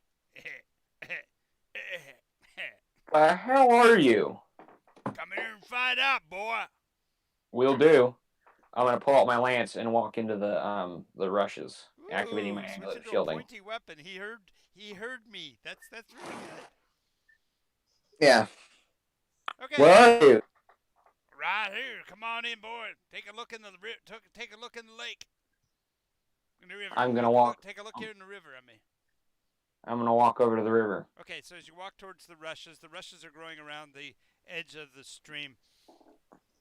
Out the back of it, you see a tail worthy of a stegosaur. It's about a foot and a half thick, with 4 large spikes on the end of it, curving outward from its tip.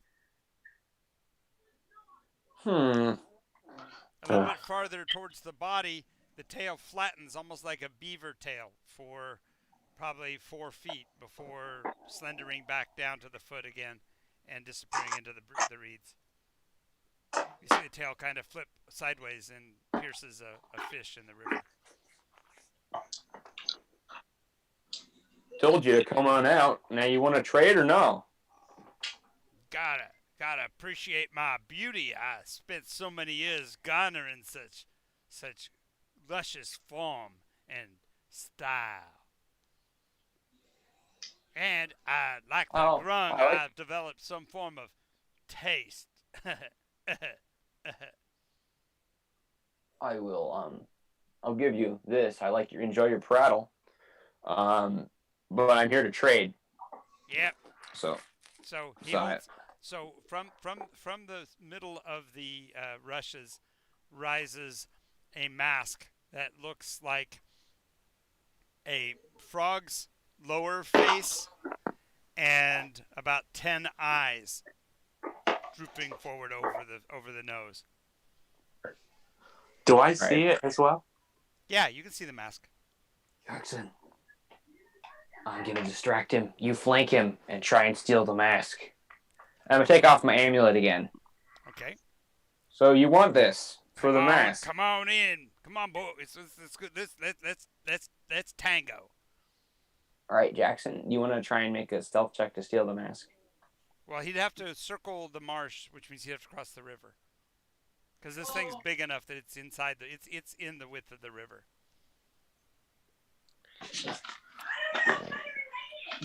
Maybe I'll cast Mage Hand. Yeah, there you go. A mask is, I bet, is more than 10 pounds. I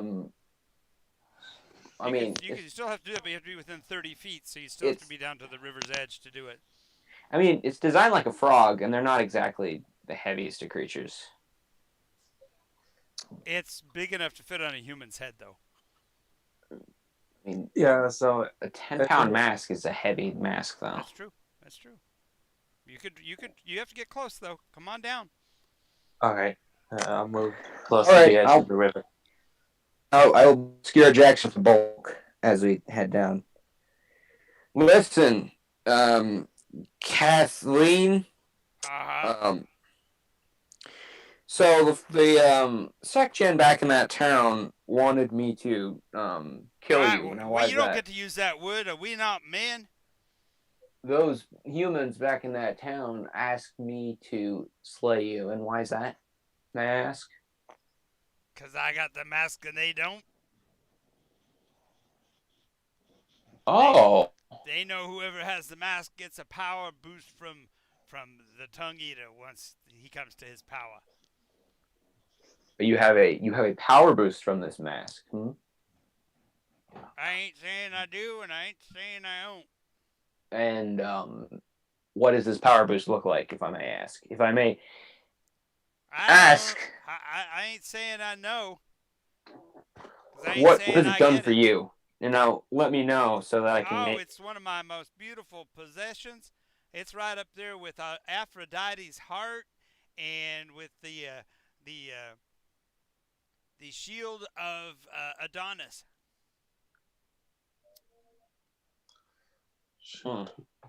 Interesting. Well, Jackson, you want to make your stealth check to try and steal the mask, Mage Hand? Okay. DC 15 on the Dex stealth check. If you don't have stealth as a skill, you will be at just Dex modifier. No proficiency.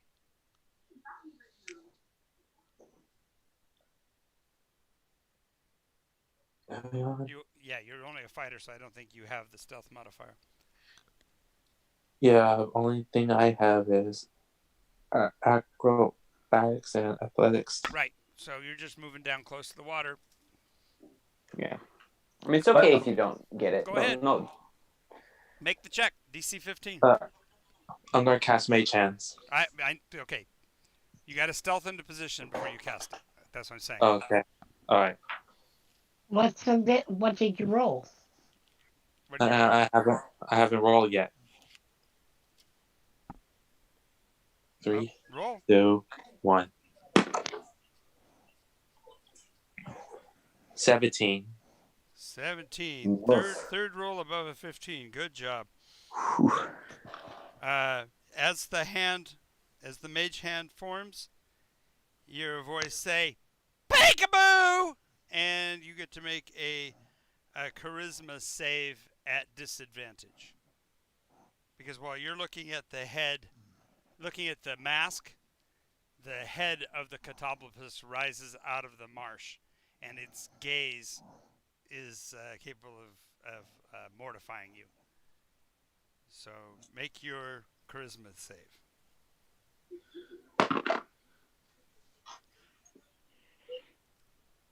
16.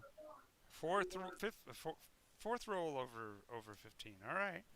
And for disadvantage, a 15. 5 rolls over 15. We're pushing the edge of credibility, Jacob, just so you know. Remember what we talked about before. I know. I'm rolling the dice. Okay. You're doing incredibly well on the dice rolls. You look away, but as you look, you're looking at the face of a warthog. Low, flat tusks coming out of the corners of its mouth. It has 4 sets of eyes. The outer pair, 2 pairs of eyes. The outer pair are big and cow-like, kind of roomy looking with like a pus coming out of the corners.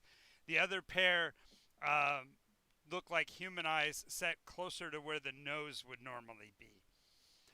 This thing is the most hideous, horrible creature you might have ever seen in your entire life, but its body is still submerged underneath the waters, and all it did is raised its head high enough to, as you're trying to control the mage hand to grab the mask, it basically brings its eyes to bear on you. The fact that you make the roll even with disadvantage literally means that it didn't get its head completely out of the water before you turned away. Therefore, because your head turned away, you're going to be at disadvantage to make the dex grab to try to grab the mask. So go ahead and roll twice on the dex, but it'll be at disadvantage because you're looking away. Okay. Can I help him? No, because To you're give from him. him and you gave him the distraction in the first place. I roll 17. First one. Mm-hmm. 19 on the second. Okay, that's 7 rolls over 15, dude. You're starting to stress my credibility here. Okay. No, it's true. I roll it. I'm just letting you know that it seems awfully odd that your die rolls that many times over 15. Okay, so you grabbed a hold of it and you tug. As you tug, you realize the mask actually weighs much more than the 10 pounds, and it drags your hand, the mage hand, under the water surface. Uh-oh. You still have a hold of it. You can you still can feel that you have purchase on the mask, but it is below the surface of the water. The good news is once it's under the surface of the water, you can kind of start to drag it towards you, but it will still be under the water. Yeah, because Okay. it had water buoyed it up a bit. Right. Okay, so you saw something. You saw you saw Jackson turn away from whatever it was, so you know generally where the head is. You want to try to stab it with the lance? Yeah, I'm gonna walk forward and I'm gonna roll 3 attacks on it with the lance at disadvantage. Note that the lance I'm gonna keep within 10 feet of it because the lance has a reach. Right, it's a reach Unlike effect. my maul. Exactly. Yep, you're stabbing at it in the brush. I got you. All right. Do I have to close my eyes and roll at disadvantage? If you he hasn't yet told you that it's a gaze attack, so you have no idea. Ah. Okay, well in that case, I don't think Cord would actually know, so I'm gonna look at it. Okay, so go ahead and make you have no idea what a catalyst is, so make the attack. Okay. First attack, 25. Second attack, 26. And third attack, 29. Stabbity, stabbity, stabbity, stab. What you find is that as you stab against its leathery serpentine form under the water, it actually misses, even with those 3 great rolls, because its shape is actually meant to give archery and other things disadvantage. So he lured you in intentionally to make it harder for you to hit him. All right. I'll switch to your maul. Incorrect. I'm switching to the chain and anchor. There you go. Switch into the chain and anchor to start thrashing the water with it. Okay. In the meantime, though, it is going to attempt to raise its head to hit you, so you get to make your charisma save because you weren't yet aware of how it attacks. So. All right. That is a 5. Yes. So you feel the stone in your flesh solidifying. You're now slowed. You would normally be dead, but because of your stone background, you're actually able to resist it somewhat. So all it's done at this point is put you into a slowed mode. So it's as if you're under the reverse of haste. So you're moving. You get. Oh yeah. Only an action or a bonus action, and only get. You'll be last in the initiative. Okay. Jacob. Yes. You still have the grasp on the mask. It's being dragged towards you, but only upstream. You're still about 10 feet from it because you're still standing on the shoreline. Are you walking down to the water? Yes. Okay. So as you walk down to the water's edge to try to retrieve the mask, you can see the mask coming up through the waters, and the catoplepus throws two loops of coils from its appendages out and around you. They've got claws at the end of them, but they're kind of like what you saw of the tail before. Imagine stumpier and slightly more bony extensions. So they're not truly tentacles, but they kind of have that curved form as they attempt to reach for you. I have a 13 and a 15. What is your armor class? 17, but with shield 19. You don't have the shield. You're down here using mage hands, which means you have to have both hands to control the spell. So 17. Okay. So it threw coils at you, but it did not grab you. As you're pulling the mask up out of the water, it gets another attack with its gaze attack. So make another charisma save. This time, no modifier and no disadvantage. Okay. An 8. Okay. He, on the other hand, turns to a kind of like a muddy clay statue.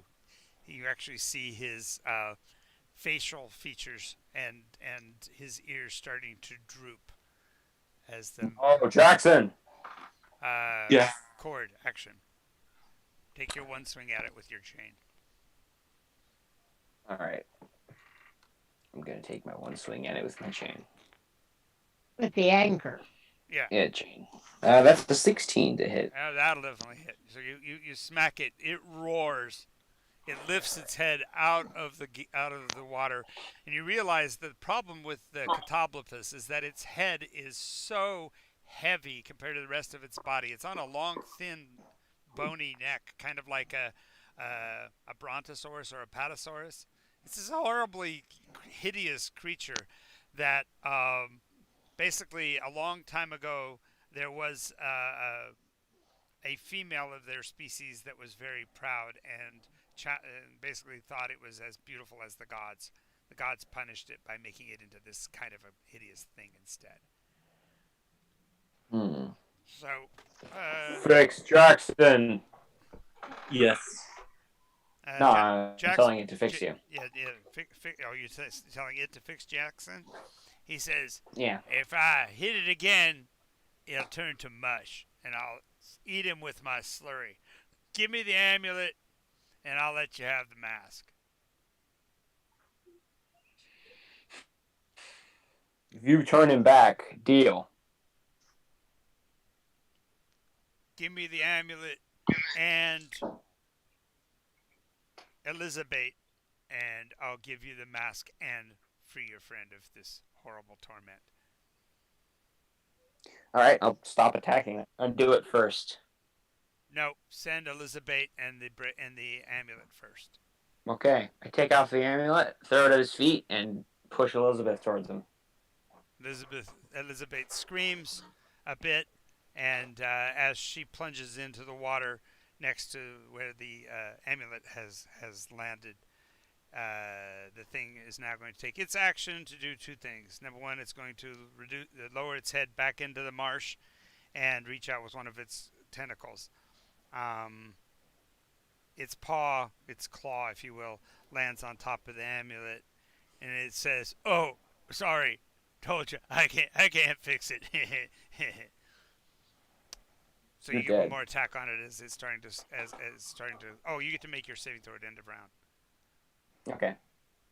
For the saving throw, that is 26 minus. It's a charisma save.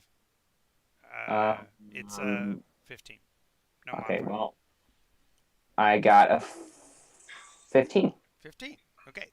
So 26 minus 11. You feel your bones relaxing, and so this next round you'll be at full speed again. The creature has withdrawn its paw, pulling the amulet into the water.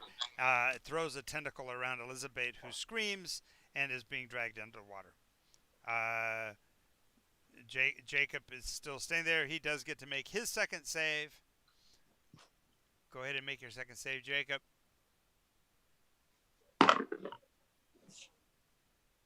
4. Okay. You see him slumping even further towards the surface of the water. He's lost maybe 4 inches in height already. His face is now drooping. His cheeks now are hanging like jowls off the side of his face. His ears have slipped down about an inch down the side of his head. All Go ahead, take your swing at it now. right. Cord. I'm going to strike 3 times There with you the go. anchor. Now you're pissed off. Now we got your dander up. For Jackson, that's a 28. That is a 16, and that's another 28. The 28s will definitely both hit. All right. So what's kind of damage on this anchor? Well, it's 160 pounds, so it's going to do probably a good D12 each. All Plus right. your strength modifier because you're slamming it down into the liquid. And this creature is, like I said, although it's coiled and such, like it's kind of gelatinous, and so you're going to be even if you only hit it askance, you have a chance of disconnecting its bone structure. All right. That's a 23 total. Okay, you hear it shriek.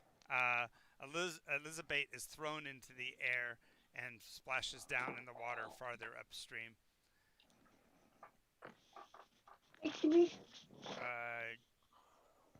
Jackson's droop hasn't continued any further, but he gets to make yet another save.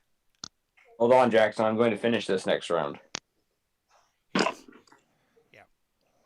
Oh! I just rolled without care, and I rolled nat 20. Okay, he snaps out of it. His flesh returns to flesh, but all of the feature changes I described have happened.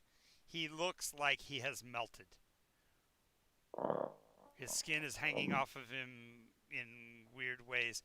He's in excruciating pain. Make a Constitution save, Jackson, because as your flesh resolidifies, all the little capillaries that connect your skin together aren't even holding like they're supposed to.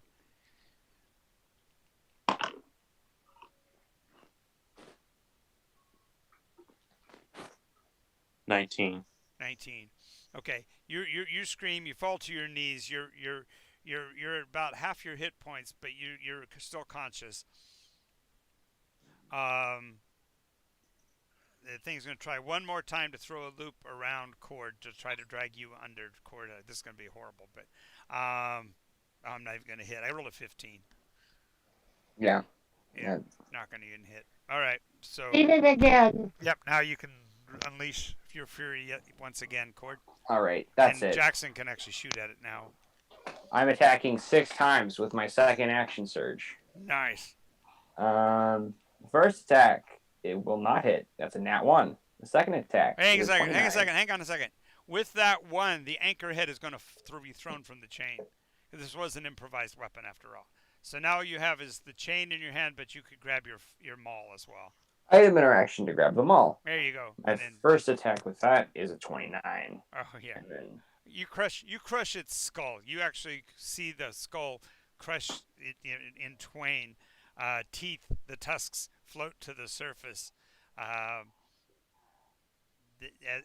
it's laying there, you're gonna finish it this round. It's mortally wounded. It'll say, "And to think you wanted beauty."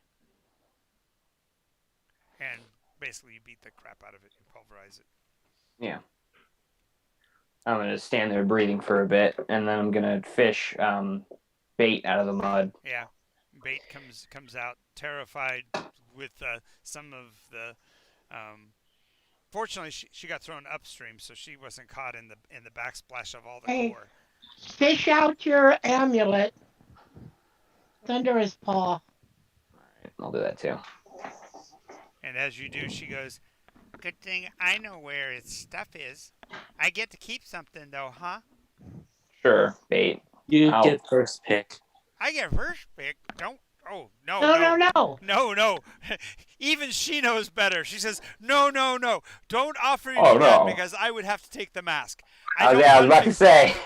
Don't give me first choice. You give Well, me she the can have the. You give me the leftovers. You give me the leftovers. No. We got 3 things to talk about anyway. I told you what's in the treasure pile, so. Just a moment. Give her the bracelet she has on her. She was used as bait.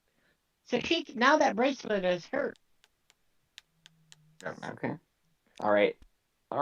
Bait, where's the stash?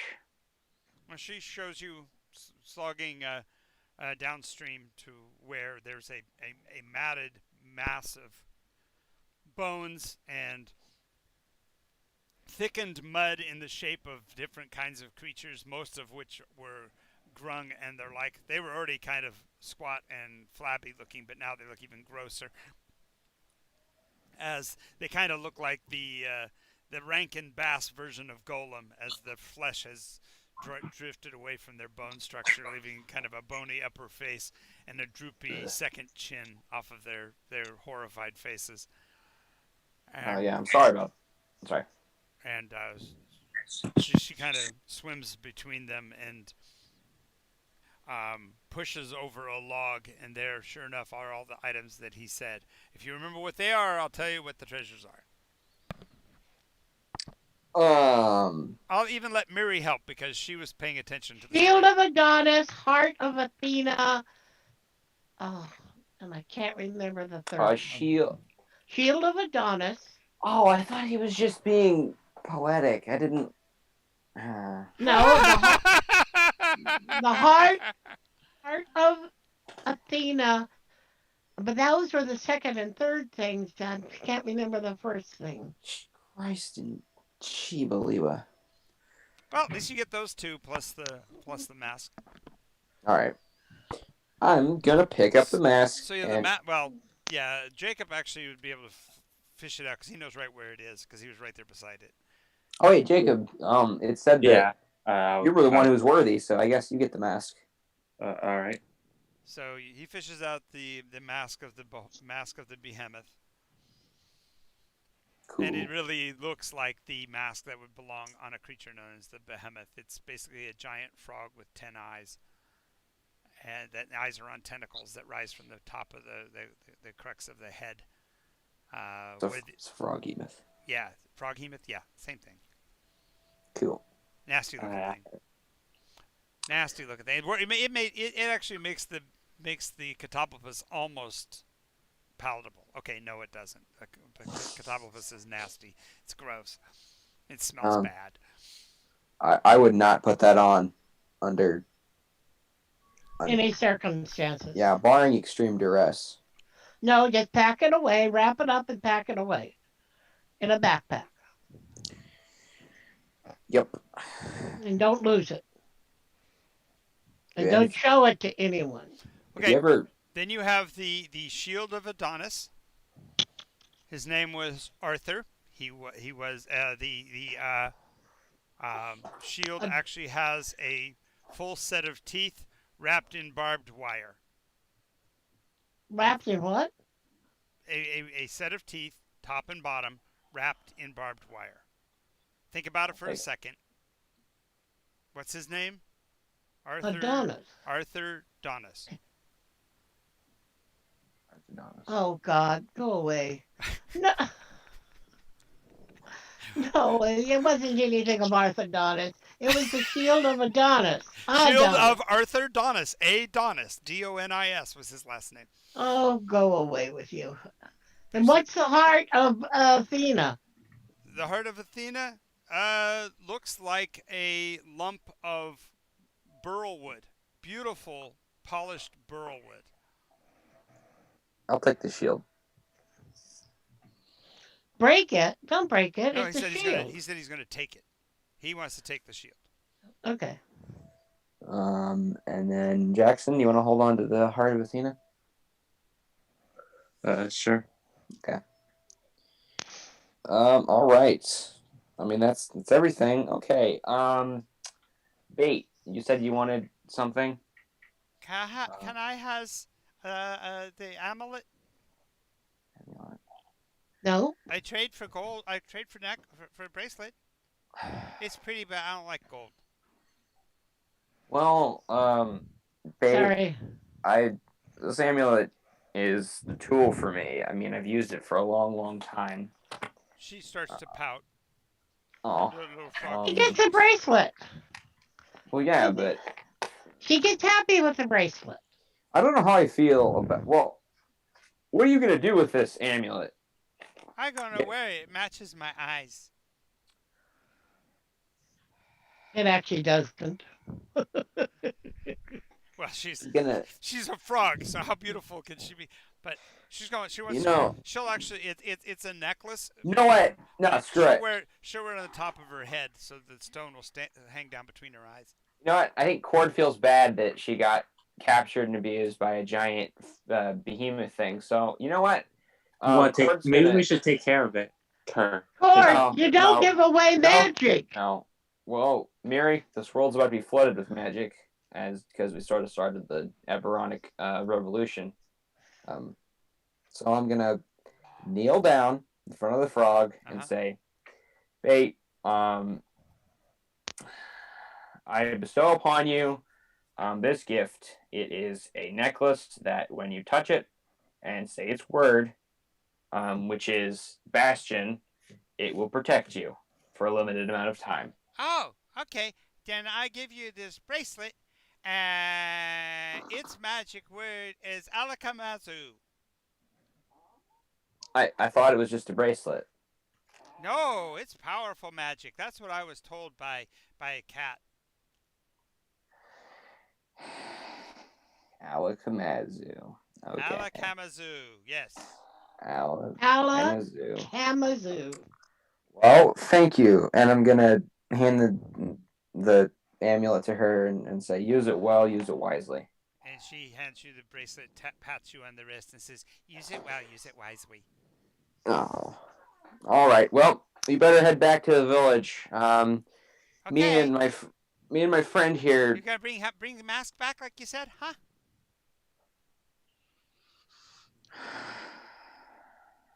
She smiles really pretty with all the 3 rows of teeth. No. No. Yes, of course. But you killed the Catablopus. Well, yeah. I'm sorry, but Tongue Eater needs this mask right away. Am I right? Are we not men? She looks at you kind of funny. She goes, "Are you saying Golians are sec-gen?" I got some human in me, and I got some not human in me. So why not? Okay. Also, I took care Viva of. la revolution! Viva la revolution! Morte te salutant. Why are you going to kill the people who salute? What? Oh, sick. That's Mori te solitamus. Okay, I'm sorry. My God. Don't you know your Latin, boy? Absolutely not. You're trying to say, we who are about to die salute you, is what you're trying to say? Yeah, something like that. Mori te solitamus. Exactly. Actually, it's Ave Caesar. You don't need to say the Ave Caesar, because Caesar's not around yet. Vidi, Vinny, Vici. Pinchy. Nice. We saw, we tickled, but no, that's horrible. Kind of. It's really disturbing. We came, we saw, we pinched. Yeah. You are pinching this, you know. I gotta cut out the middleman. Tell your people I'm sorry, but when Tongue Eater rises, but Bull's not gonna be happy. Who? Our chieftain, Bull. Get it? Bull? Frog? Bullfrog. Okay. Bull Connor. No, that's not. No. Why? Well, I don't know how to help you. Well, you could bring it back. Can you just tell them that I died? You would have an ally against the enemy. We also want the others dead. Yeah, can you tell them that I died a glorious, heroic death, and that you witnessed me brought low? I don't want to lie. Well, no one does, but... Why don't you just take her with you and find someone to take care of her? I'm not gonna become the behemoth and kidnap a kid, Mary. Jackson. I'll take that. Just a second. Jackson raises sec gens. Maybe that's be my title. Maybe Jackson, he is the second caregiver. Maybe he's the caregiver of the sec gen. Maybe he is Jackson? the savior of sec gen. I do this a lot, Jackson, but do you want to take this? Dude, it's up to you. I'm leaving it up to you, Jackson. I took care of bunny children. How hard could it be? Yeah, that's right. You took care Okay. of bunnies? Were they fluffy? All right. Yeah. They were fluffy? Yeah. They were fluffy! They're so fluffy! Mm. You just All made her right. day. She's sitting there grinning, all her teeth showing. Okay. We're going to take Bait with us. And Liz, You can call me Liz. Liz, okay. Well, first, before I go, I'm going to bury Cat. No evidence. Cat's kind of drifted downstream by now, in pieces. Well, never mind. Should we collect the treasures that Liz talked about? Oh, we did that. We Oh, got we him. did? Yeah. You got 3 pieces. That's how you The got mask, you the shield of Adonis, and the heart of Athena. Okay. In that case, I guess we're going to head out. Head back to the village? No, you have brought everything out. You didn't Put want to it in wreck your- the village because you're going to. You intended to, and now have robbed the village of their chance at immortality and to create an alliance race against the others. Oh, That's one way of looking at it. boy. That I means just they hope- haven't heard the second pronouncement that they're not supposed to fight the others. They're supposed to No, take no, over. no. You don't understand. You don't understand the commands of Tongue Eater, the prophecy. No, I don't. Prophecy is that he'll regain his power when all of the others are destroyed. Okay. Yeah. Valera takes exception to that. Alara's not here, so. Yeah, I know. Like with the Yarlum, until I have more information about the situation that's happening, I'm not going to. Oh, I totally get that. I totally get that. Yeah. But you clearly have to take Liz with you, because if you let Elizabeth go home, she'd tell everybody that you stole it. Yeah. If Jackson's okay with it, we're gonna take Liz with us. Now, if you want to be really clever, you go get parts of that little baby flesh and throw it in the water near this thing. So. I was planning on making like a grave and Okay, that's cool. having Elizabeth Elizabeth, I should say. Well, do if her you don't best. really trust her comment about Alakamazu, you could put the necklace on the cross. If you think she's making that up about it being a magic item.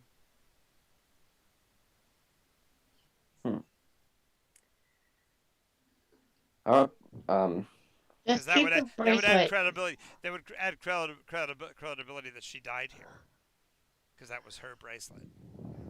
But then who would have made the grave? Oh no, you clearly the hero that is you. But then that would implicate that I was still alive. Yes. How of this? I'll stay behind. How can the legend of the monster killer rise if you don't kill monsters and be thought of as being alive afterwards? Yeah. Okay.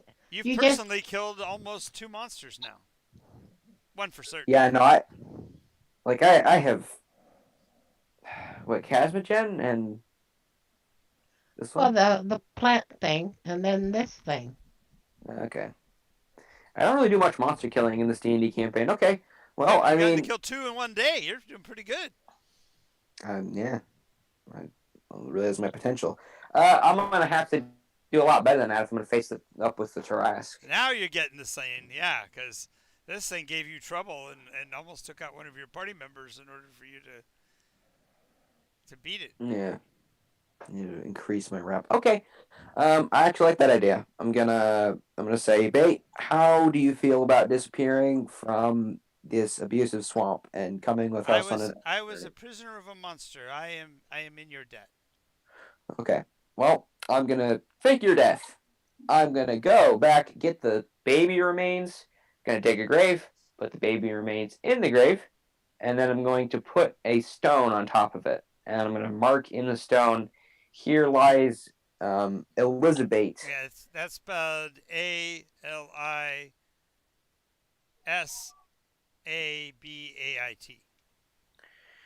Right, and I'm gonna I'm actually gonna use the anchor as the head marker, and I'm gonna scratch that into it, and I'm gonna put the bracelet on the anchor, and I'm gonna say a quick prayer to myself, to her, and then we're gonna go, Jackson. But she's a little reluctant to go once you put the necklace out there, even though she did trade for the amulet. So she looks back at it longingly as you leave the necklace. She goes, "We could have used that, but okay." Used it for what? It's magic. Alakamazoo. You want me to leave something else? No, you can do what you want. I wouldn't leave magic. I said leave it if you don't think it's magic. If you think she's making up the comment about Alakamazoo, she hasn't told you what it does. She just told you that it's magic.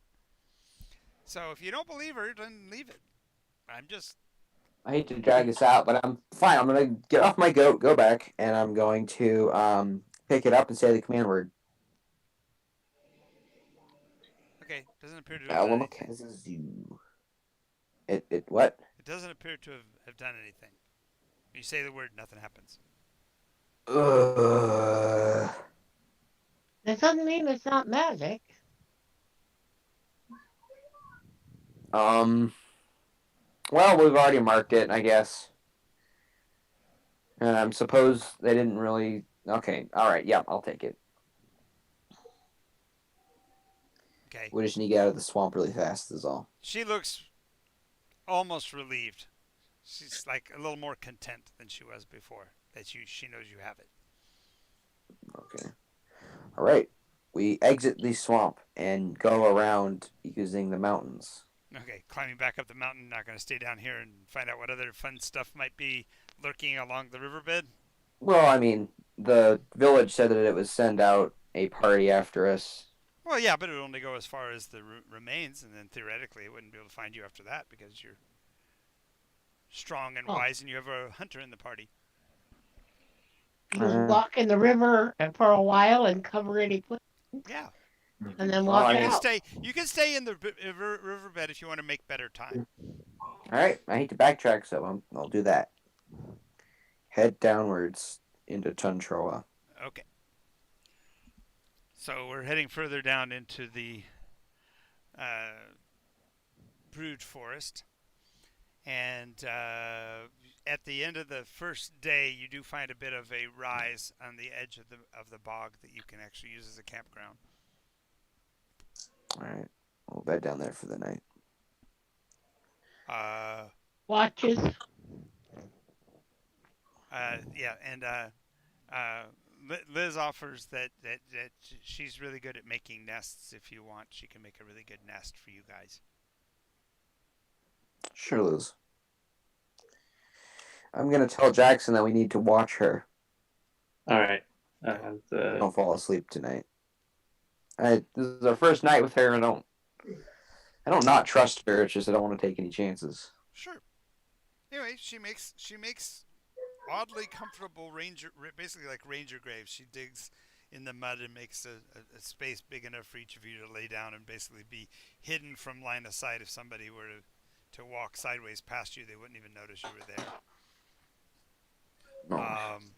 She also, while she's doing that, ends up filling almost a whole bowl full of grubs, worms, and other insectoid life forms, along with some roots and berries and stuff that she found along the way. So basically she offers each of you a full meal of the same stuff that you ate yesterday.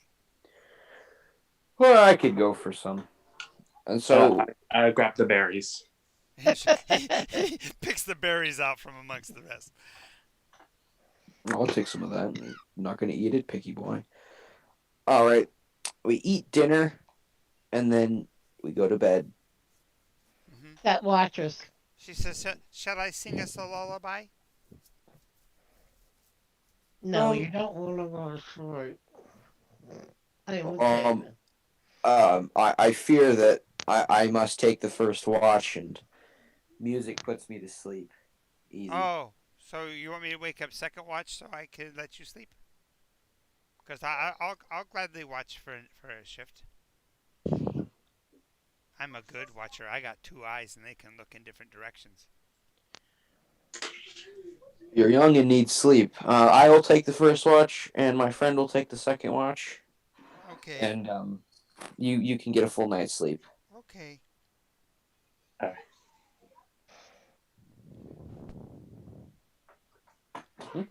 She folds her little hands and kneels in the muck.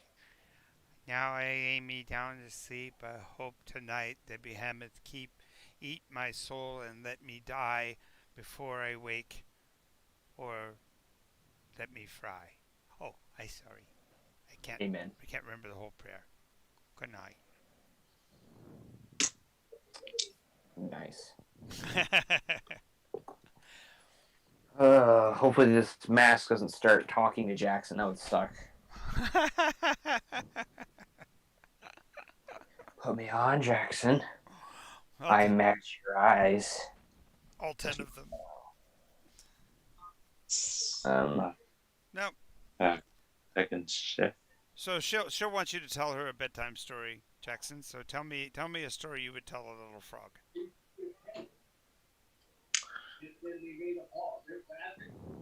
Oh, yeah. You told stories to rabbits. Tell me a story. They both hop. Oh, Tell them about the frog and the princess and make it a prince and a frogess. Nice. Come on, Jacob. You raised sec-gens before.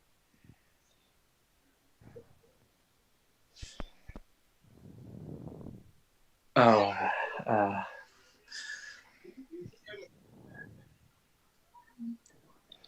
um, I can't think of a story.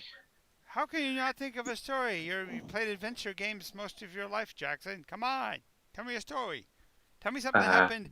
Tell me something that happened in the past with you. Tell me about how you saved the rabbits. Oh, that was that was a long time ago, actually. Well, But yeah. I'm a little bit of a frog, so I haven't been around very long. I'm only like 4 years old. Um,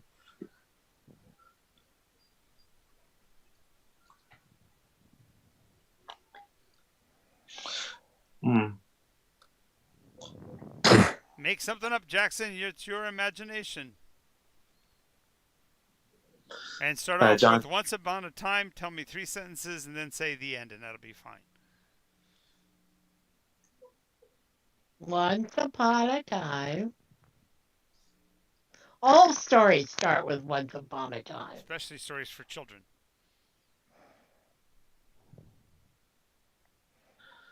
Well, how I took care of the bunny children. Mm-hmm. Well, it kind of started when my group went through this ruined village, and when I explored one of the few broken and abandoned buildings. I found them. They were tired and hungry, and it looks like they haven't eaten for a while. Who are they? The three are Flopsy, Moxie, and Cottontail. Oh, Cottontail. I might have heard of him. He's a hero. Little Peter. And the story ends with us taking them back to our village and feeding them. Well, the end. The group moved on while I stayed behind and took care of the children. Yay. But I'm sleepy. About this time, she cuddles up against you and falls asleep.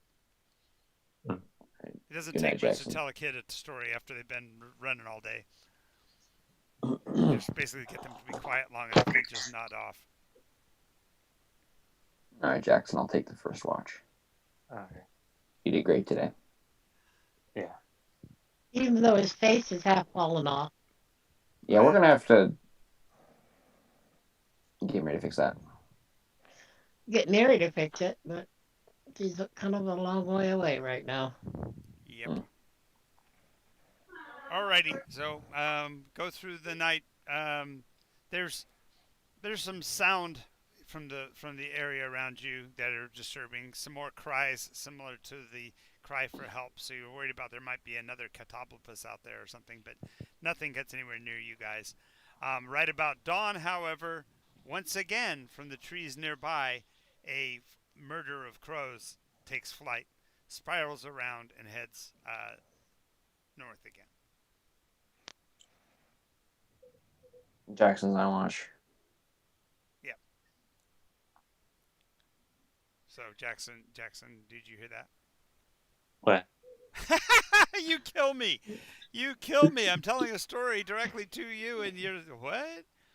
I said you in the early morning light, another murder of crows, another big flock of crows, leaps airborne from near you and flies away northbound. You remember? You could swear you heard a couple of them cry out, "Nevermore!" from amongst them, as they all cawed raucously. Nevermore. Did the crows just say nevermore? So you're muttering that as you wake up. Yeah. I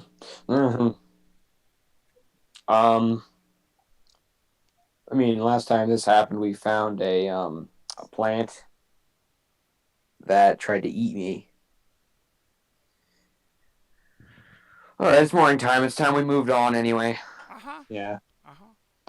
Yeah. Let's. All right. Do you Okay. smell that? What was it, Liz? What? I smell leather. Well, shit. Everybody up. We got some Trowans coming. Rooks coming this way. Climb a tree. Nope, spiders can climb. Never mind. Hide. And don't make any movements. They can. Cord doesn't know about spider biology, Right. so never mind. Well, You just figure you gotta hide. Okay, so where are you gonna hide, Cord? You're the biggest one. You're in your ranger grave, so if you just duck down, maybe you won't be noticed. I am gonna. No, I'm gonna hide in some bushes because we're in a swamp and there are bushes everywhere. Yep. Okay, so you're diving into a pile of bushes. Where are you gonna hide, Jackson? Where is it? I look around and see if there's anything to hide. Where there? There's a big ranger grave where the Goliath was laying before. You definitely wouldn't be able to be seen if you laid down in that flat, especially if you rolled around in the mud to cover yourself with mud so you wouldn't be recognizable. There's also the river, so if you grabbed a reed, you could theoretically submerge yourself and just breathe through the reed, and they wouldn't notice you. I'll go for the mud. Okay. They wouldn't be able to read your position. Exactly. That's a good one. I'm sorry, that's a good one. Okay, I'll give him a VP on your recommendation, Gene. Me? Yeah. And Elizabeth looks around a little bit and smudges her face with more of the mud and just sits down in the ranger grave. She's clearly, you can see her sticking up out of it, but she's sobbing. What? What is it? Wait, is Liz close to me? You went underwater, so you can't even hear her. Liz, what are you doing? About this time, from a tall vantage point, in walks a grass spider. A grass spider, by the way, is kind of, imagine a daddy long legs. but of a monstrous size. So the body and torso of this thing, the central core of the daddy long legs, is about the same place that a horse's body would be, but the legs are long and spindly and rise above that. And they're triple jointed, so this thing rides nice and smooth in the center of its legs, but the legs each reach out. And as it moves, each of the legs expresses air. That's how it actually changes its leg positioning, is releases air through them. So it sounds like somebody playing a pipe. So it's as it walks. And you realize that if there were thousands of these marching together, it would be a really terrifying sound of all these pipes being blown at the same time. Sitting on its back is a figure that, if it was standing, probably would be close to 7 feet tall. It has a mohawk. The mohawk is painted red, like the red underbelly of a black widow. It's spiderin armor. It looks like leather, but it's been woven from spider webs. So it has a gossamer, blackish silver sheen to its armor. The leather strappings that hold it in place cross its torso and legs, holding them perfectly against the outside body of the spider. The grass spider itself is carrying a satchel in its mouth, a little bag, if you will, and the bag is moving on its own. It stops and sniffs the air, probably within 10 paces of you, Cord. And then it lays the little bag down. And as it does, it uses one of its mandibles to cut the bag, and out pours hundreds of what look like woolly spiders. Thank God I have a onesie. They scatter over the area and they approach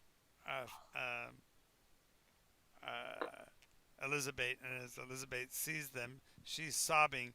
And as they come too close, without even recognizing how fast she is, her tongue lashes out and grabs one of the spiders and inhales it. Yes. The spider rider pulls his, basically it's a horse bow. It's looks like the Japanese daikyu, long bow above the hand grip and a short bow below, and pulls out a arrow that, from your position, almost looks like a tree trunk. It's a monstrous looking arrow, and the bow draw has got to be straight based because it takes a heavy draw for him to pull it back. He's aiming it directly at Elizabeth. I'm gonna and wave my hand and say, "Whoa, whoa!"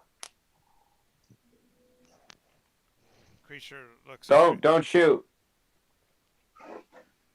Goes. You speak tongue of ancient one? And I'm gonna say in giant, yes. Good. Shall I feed her to spider? No.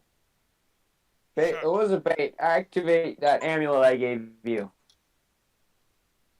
She says command word and it's active. We mean no harm. We're just passing through into Chantroa. You come to our lands. You bring a plague upon us. He points at the girl.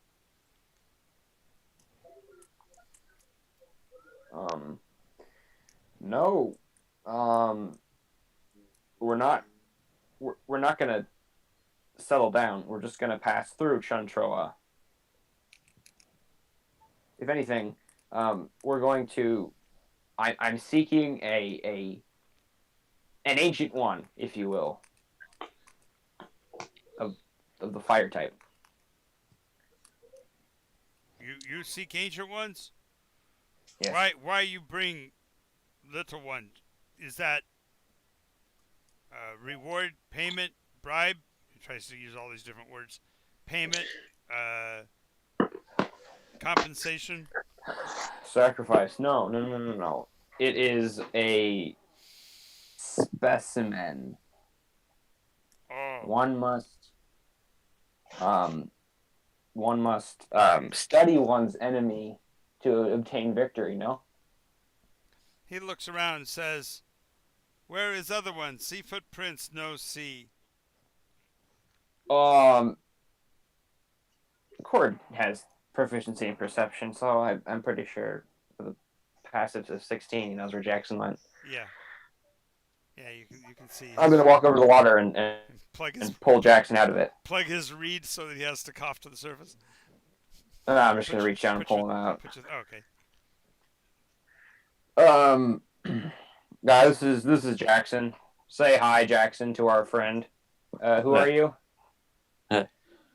I am Phelan, and show me your hands, he says to Jackson. I did. Take off gloves, show me your hands. That's it. That's... Okay. Wait, He goes, it's good. You're not chattel. Over. You're not chattel.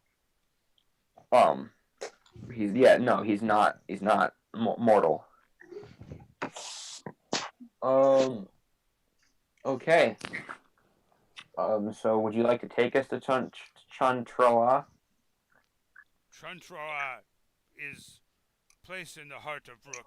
Wherever Rook go, Chantroa is. That's fair enough. Asgard is its people, not its monuments. You know Asgard? I am familiar with the ancient legend of Asgard, yes. Then you know of the death of the Ordning. Yes, I'm aware of that. A long time ago, it was destroyed by your people. Not so. We preserve it. It was taken from the giants and given to your people. You lie. Okay. Yes. I joke. I kid. Your kind gave us Asgard to protect. I am not an ancient one. I am. You're of their blood. I can see Fair it enough. in your size. Get it? Instead of seeing it in your eyes, I can see it in your size. Oh, well played. Are you a part of a group of Rook? As are we all. That's fair enough. Are we? What will you do with us? I only want to know if I should kill it for you, save you time. No. As I've said, we're saving it for later. Ah, good choice. When food runs out, then you dine. This is good choice. We ancient ones, intellect of the vast. What will you do with us? I pass on. I just warn you, don't that you bring with you poison. Just be careful with it. No. We will keep it safe from. The spider turns and says, "Where you see one of us, there are 20." And as he moves away, you don't hear just one piping spider, but basically moving through the trees, you can get the sense that there's probably a dozen more out there. Oh boy. Bait. Mm-hmm. You can't eat spiders. Why? It's They're not not. polite. They're nummy. Yes, well, did you see that big spider? Those ones don't approve of you eating their smaller ones. Yeah, but their kind don't taste good. Well, I mean, The fuzzy ones taste good because they got fuzz. We're gonna have an end of Men in Black 1 situation if you eat those spiders, okay? So I need you to promise me you're not going to do that. If spiders want to eat me, I eat spiders. Are we not men?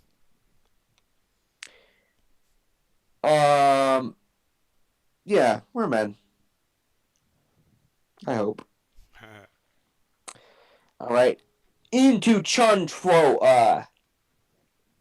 Another day Pierce the farther. heart. Another day. You come to the actual, the central river of the Brood Forest, and it's. Have you seen pictures of the Okefenokee Swamp I can look them up right now. in Florida? It's basically marsh and mire with these huge sycamore trees. Oh, yeah. Literally feet apart. Very. You see, damp. Elizabeth's one of her natural skills is climbing, and so, despite her weird shape and everything, she climbs up the tree rather expertly, and then because she's a youngster, she leaps from tree to tree, therefore able to pass without leaving a trace across the marsh. You, on the other hand, walking through, are going to slog and turn the water and basically leave a trail where you pass through, like a trench. You have your horses?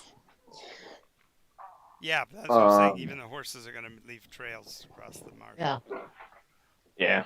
Can't be helped. We pass on, Okay, leaving. go ahead and make a dex save of 12 for the horse. With advantage because you can always pull it up out of the marsh if it gets too stuck. Okay, here's the thing. I have a racial ability called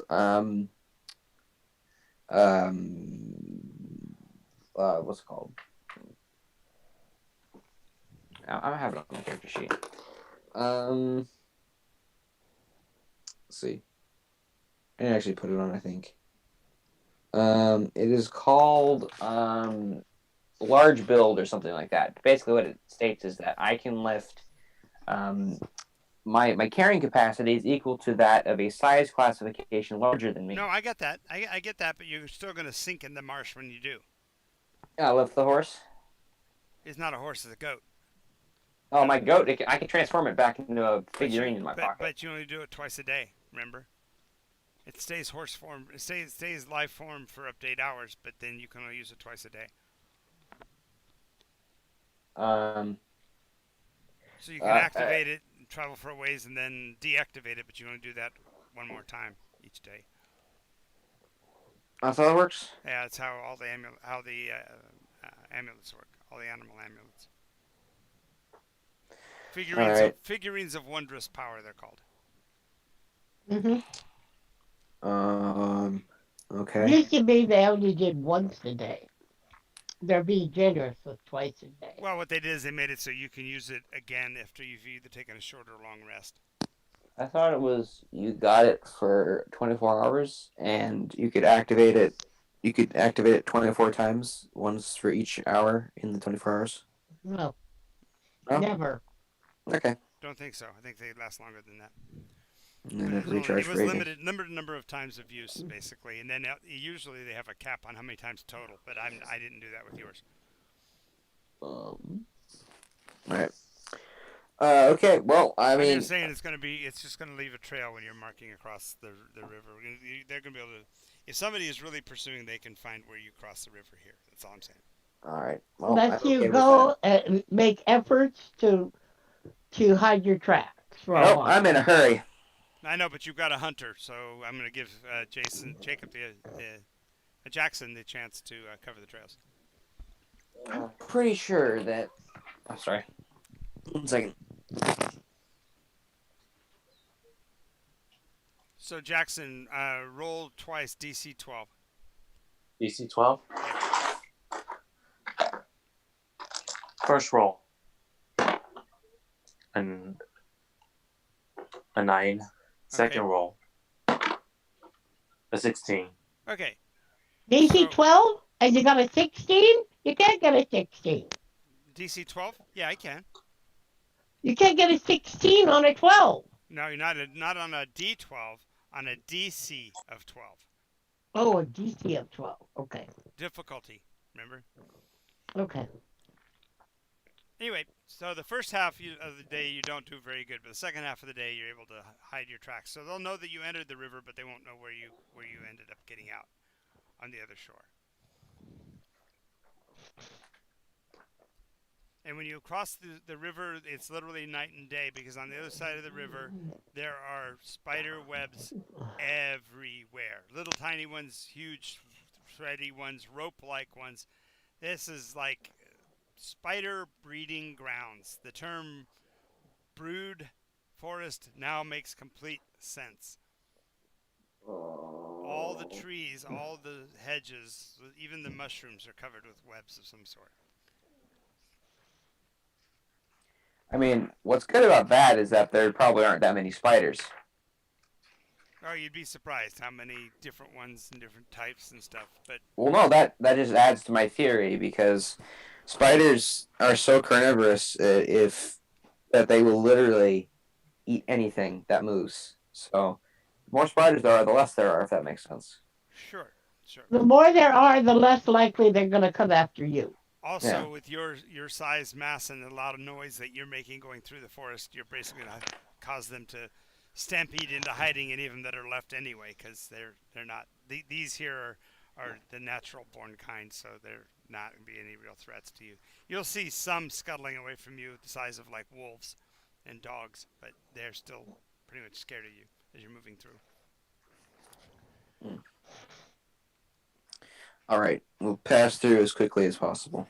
Okay, as you're going through this area, you find every quarter mile or so, and in no particular order or pattern, tiny what look like cairns, little piles of rocks with a human skull on top and a candle that looks like it's ever burning on top of the skull. Interesting. I'll try and make it. Is that via religion, history, or arcana check? Sure, any of those. All right. I know what you're rolling at, so I know what information to give you. I'll do history. Okay. That is a nat 20. Okay. It's said that long ago the golden tide riders would bond with their steeds, with their spiders, and that once the spider was killed, the rider would commit seppuku. These represent the places where the riders have come to end themselves. Well, it's kind of sad. Yeah, and you're just realizing the numbers of them as you're passing through this marsh and swamp, that there are hundreds and hundreds of them, giving you an idea of the scale of what the Golden Tide must have been like back when it was operational. You're talking tens of thousands of spider riders working together. Very few armies could stand against them, and so it was pretty easy when they measured out. If you look at the map of Chuntroa and look at the outer mountain range, it's almost a full monstrous hex that looks like it's like 40 hexes across. So you're talking 6,000 miles of Square terrain. miles. We need these people as against the blend. I'll look into it while I'm there, just to see what the situation is, I guess. Yeah, but this is they basically the cairns are close enough together. You realize that they have just been doing this, and that eventually the bog takes over and knocks over the cairns, and the stones get pulled apart or whatever. But they've been continuing to do this ritually throughout all of history. Okay. I hurry through Jackson and Liz. Okay. Well, your choice is to stay in this side of the river and travel amongst the cairns and all of that and the webs, or to move into the higher ground. It's broken terrain, rough terrain, kind of looks like sandstone bluffs rising out of the marsh. to the west of you. Our eventual goal is to travel west into Chantra, so I guess now is as good a time as any to sort of get up there and smell the smells and see the sights. Sure, sure. And as you climb to the edge, you can hear on the wind dozens and dozens of pipes, near and far.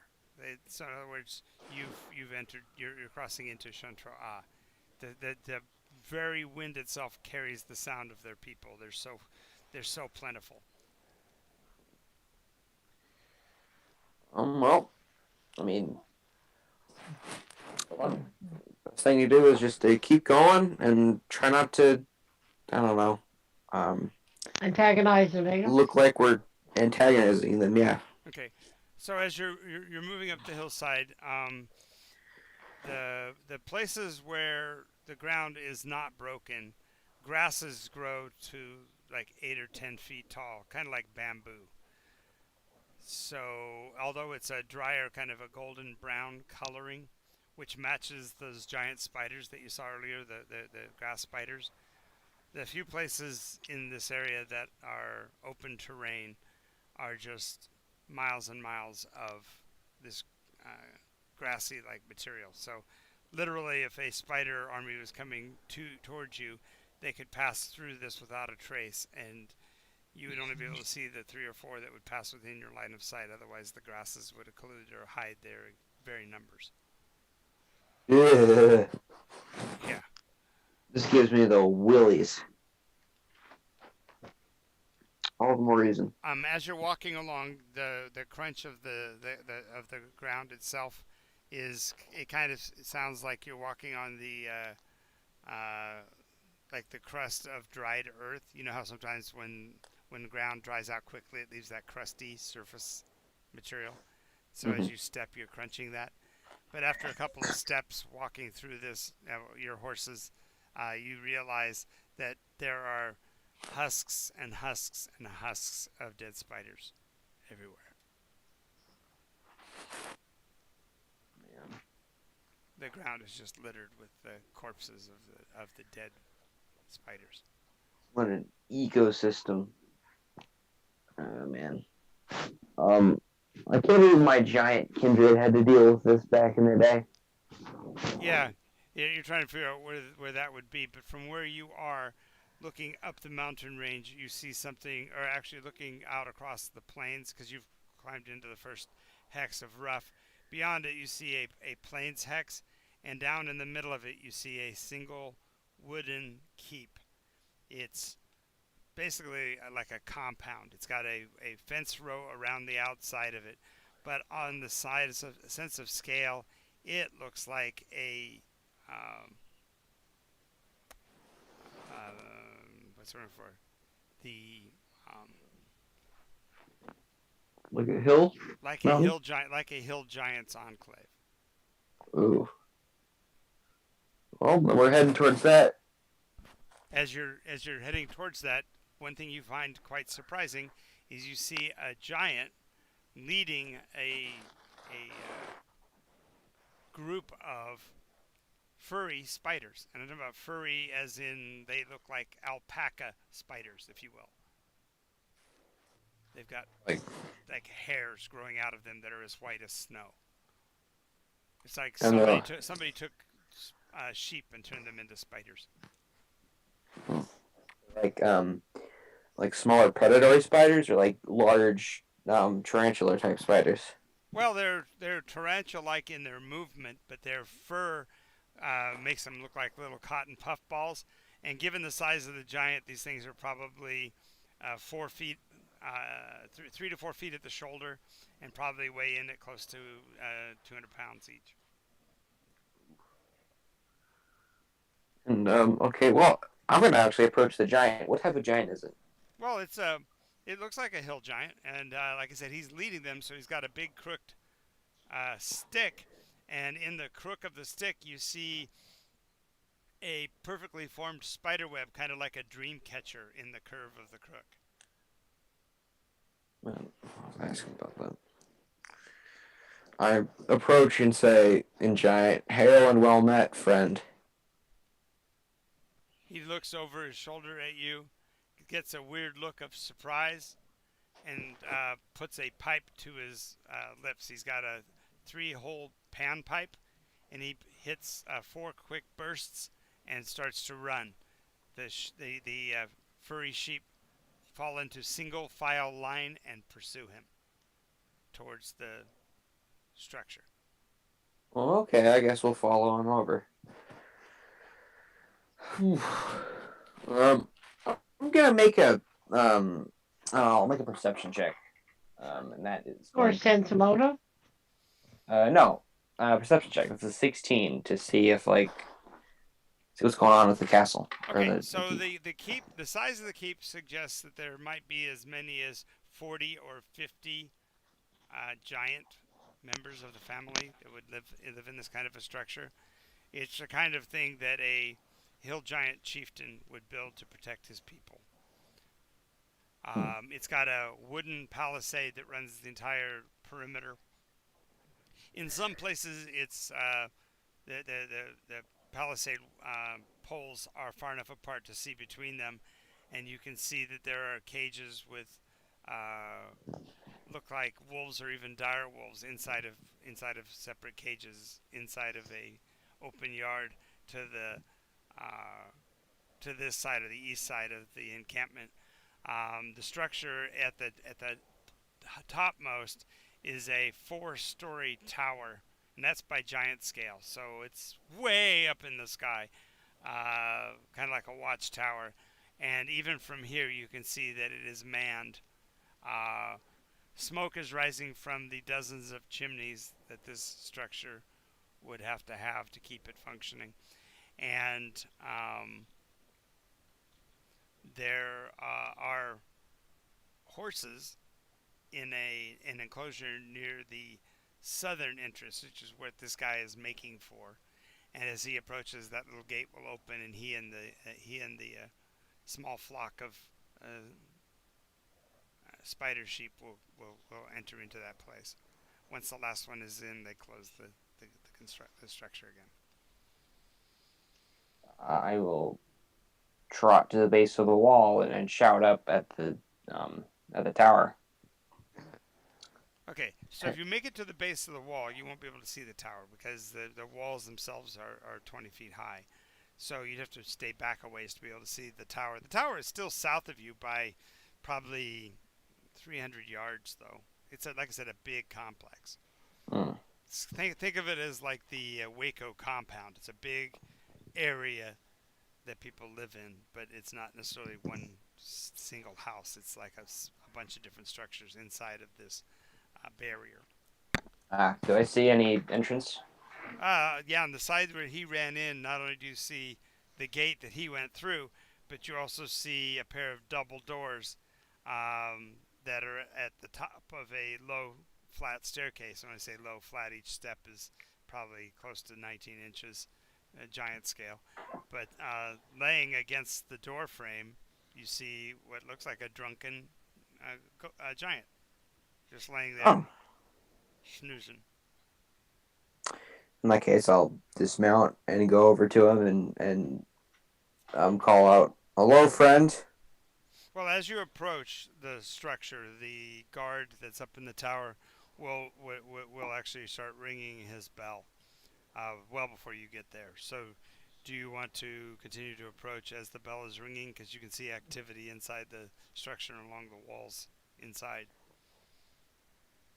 Hello? Hello? As you get closer, the bells wake up the guy that's laying there against the wall. And it's appear he's supposed to be the guard because he stands up quickly and shoulders his shield and lifts the spear off from against the wall where it was leaning. He acts a little disoriented, but eventually he faces in the direction of you and brandishes the spear in a defensive posture. Hello, friend? Who are you that calls friend to the giant? I am Cord. Am I not welcome here? You're taller than most. I'll grant you that. But what the hell have you got that animal with you for, and that mortal as well. This mortal is not to be feared. He is a brave companion and lover of Sekchen, and he has nothing to do with Nisa or any of those outer mortals, if that's what you want to call them. Other mortals? Yeah. As for me, I am a Goliath. Golian, you're welcome. Bring your associate. We'll see what we can do about finding you accommodations.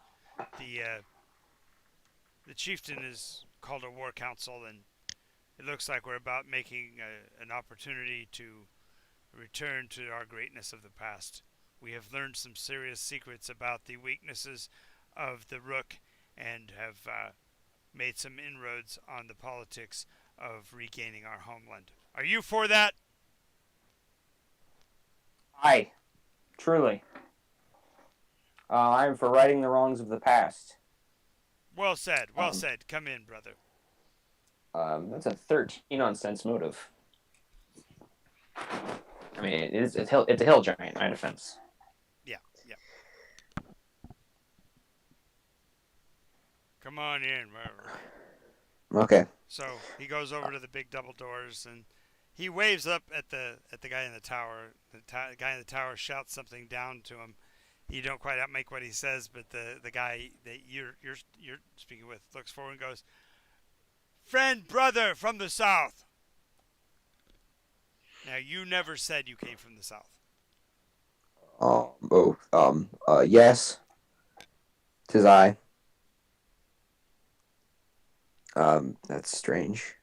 Anyway, Jackson. so the door opens and Be on guard. the giant with a spear kind of points to you for you to enter. He says, "Drop your bags in the entry chamber and follow the smell of the mead and the sight of the barmaids, and you'll find the main hall." All right. Me, Jackson, and hopefully they don't have a problem with maid or bait. I mean, Lisbeth? No, they're not yeah. getting in trouble for Liz. Okay. As you guys get inside the structure, this first entry chamber is it's a long corridor. There are hooks and little tiny mini beams sticking out of the wall for you to hang your coats and jackets. They won't let you bring the horses in. The horses would have had to be tied outside. All right. My goat will sit. And I'm sure Jackson's horse will be okay. Staying outside too. Yeah. All right. And then we go into the main hall and speak with the giant chief. Okay, so you're inside. Well, first of all, there's a lot of activity. There are female hill giants, female what look like maybe Urgluk, these big, foul-tempered, tusked beasts with bulging eyes and kind of a pimply Complexion. visage. Yeah, their complexion's all mottled with warts and weirdness. Two or three of them are missing an eye. Sometimes the left, sometimes the right. So it doesn't. There's no real reason for that, but nonetheless, there's something possibly malignant about the very nature of the Urgluk themselves. Like they look sickly all the time. Hmm. But you're able to follow the sounds of the laughter and such, and you'll come to the big expansive double doors into the room, and when it opens, not only do you see two, I'm just flat out monstrous hill giants. One of them, the female is so fat that her breasts actually look like an extra set of body folding over her actual torso, and she's lounging like the Middle Easterners do at table. She's kind of leaned over sideways and picking up like half of a sheep at a time and just putting it in her mouth, and you can hear her crunching away, bones and flesh and all. Nice. To her left, sitting cross-legged, it's seeming almost impossible posture for somebody of his girth, is what must be the chieftain. He's wearing a metal circlet around his head that has a six-sided symbol in the very front of it that looks like, for lack of a better term, it looks like a central face with like a grimace, and then six other faces showing different emotional states around the outside. This is the only thing this can possibly be reminiscent of is the concept of All Father. Hail and well met, your vastness. I come from the far southern land of Helvold. He yawns, picks up basically an entire sheaf of wheat, puts it in his mouth, bites off the heads, takes the hay, throws it on the ground, sitting there chewing lazily. Says, nice to make your acquaintance. I'm Narn. This is my beloved Androgy. And Androgy, she's kind of a little bit on the nervous side, so you'll want to stand to her left. She don't see so good out of that right eye. So move over to your left there a bit. Make it easier on both of you. All right, I'll shift to the left. Okay. Um, And when you do, you see that her right eye is actually looks like a spider. It's got the central portion is orbed like an eye should be, with a glowing red splotch, almost like a blood stain. And then it has 8 little metal arms that attach to her face, holding the eye in position. I'm sorry about that. And it's not so much of an affliction as it is an asset. That was a gift from the Klondike. He tends to be that way sometimes. Are you referring to that old warrior of Fourth? It looks kind of funny. He says, "What you talking about?" The dwarf Klondike? You know of our blood brother? I heard tales around the fire as a kid.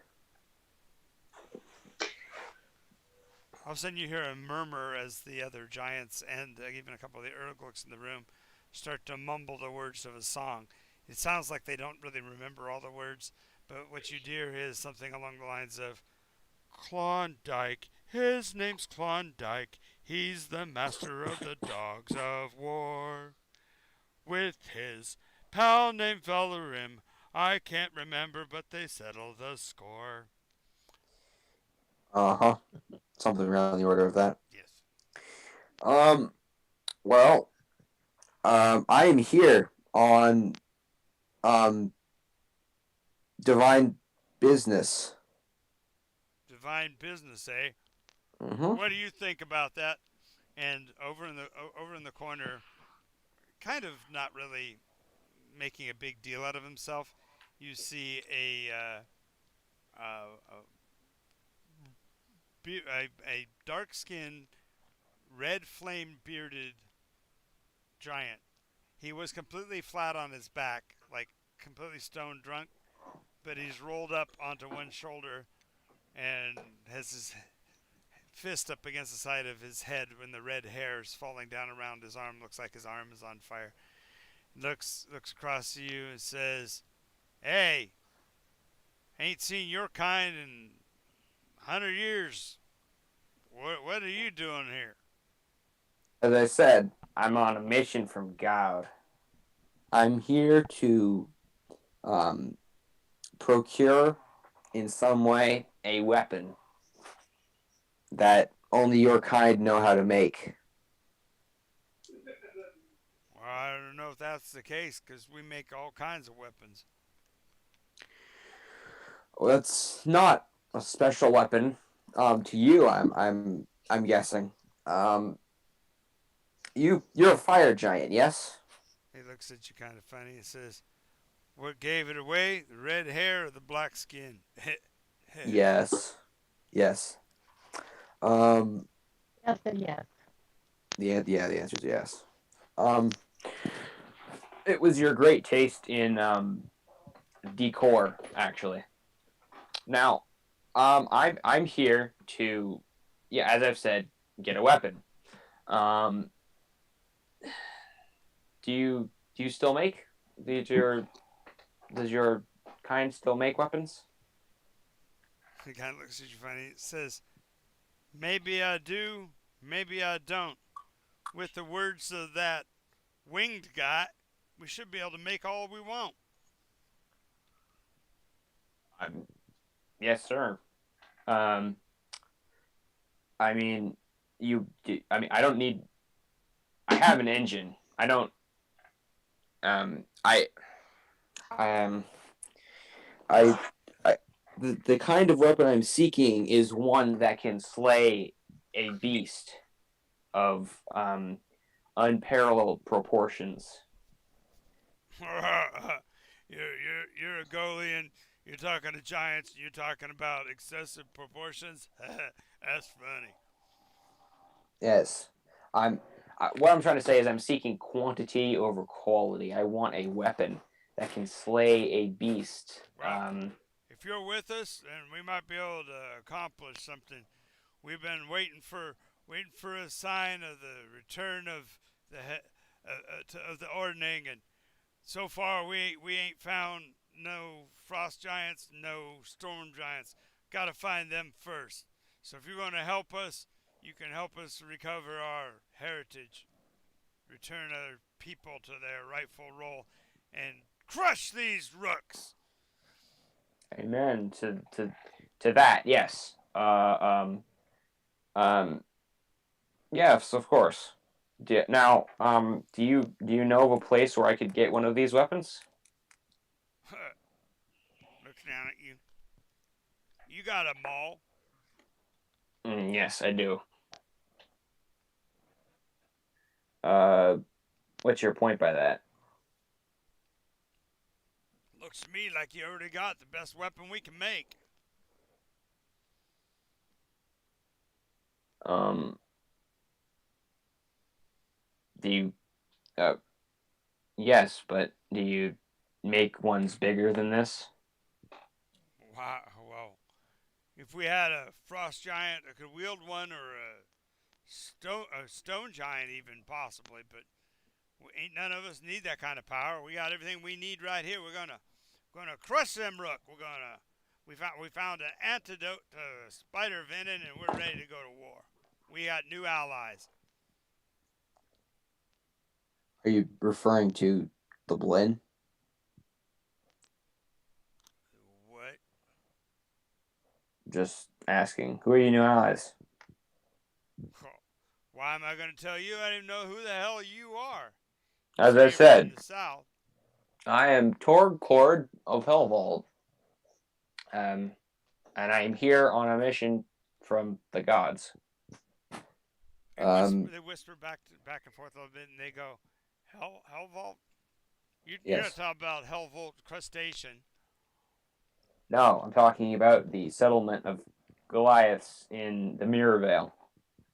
Yeah. And the other guy goes, you pronounced his last name wrong. It's Chastain. Yeah. Hellvault Chastain. First to the Goliaths to enter the Western continent. I'm sorry, the Eastern continent. Hell.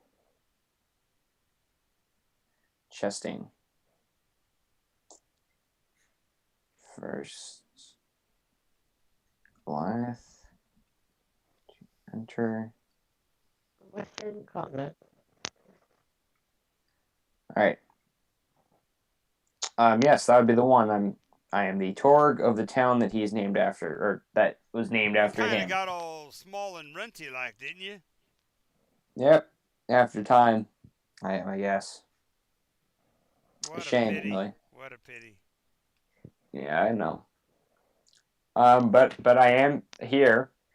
Um, I want a weapon that only you can make, or at You least already only. said that once. Yes. Um, is there a forge of the fire giants still around in Chantrawa or anywhere that I could get a weapon of A forge of the gargantuan what? proportions? Forge of the what? Forge of the fire giants. I know where some frost giants are. The fire giant stumbles to his feet. He has a single-handed broadsword with the tip broken off. Looks like it might have one point possibly even been a hand and a half sword, as bulky as the base is. And he goes, "You think I'd be using this broke-ass sword if I'd have been able to fix it?" No, you wouldn't have. No, but you could fix it. I happen to be an armorer. If you have access to steel, I can fix your sword for you. Yeah, And this flame. sword's not made out of steel. You want to take a look at it, boy? All right, I'll make a check on it. Okay, he hands it to you. Okay. The first thing is that it's That- surprisingly light for as big as the blade is. But you could swear that you've felt the brush of this weapon in your hand before. Like, This feels familiar. yeah.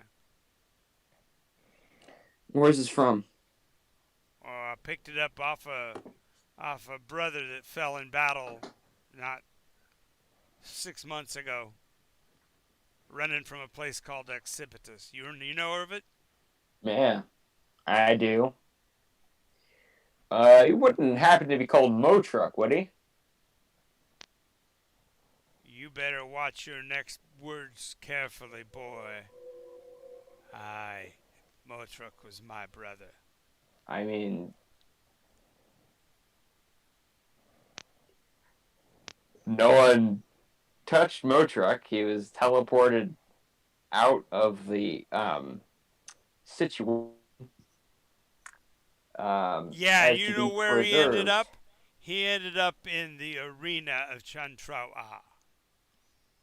Um, You know what it's like to die the death of 1,000 stings? no, I can't say I do. Imagine a wall of spiders over 18 feet tall, 30 feet wide, crashing over you. Um, They crawl into your clothing. They pinch and bite Around your Motruck. flesh. Yeah. I apologize for Motruck's death. Truly. Well, all I got from Um, him was this relic of his. I'm fighting to. I'm ready to take the battle back to him once I recover one of our lairs. So if you're with me, we could definitely do that.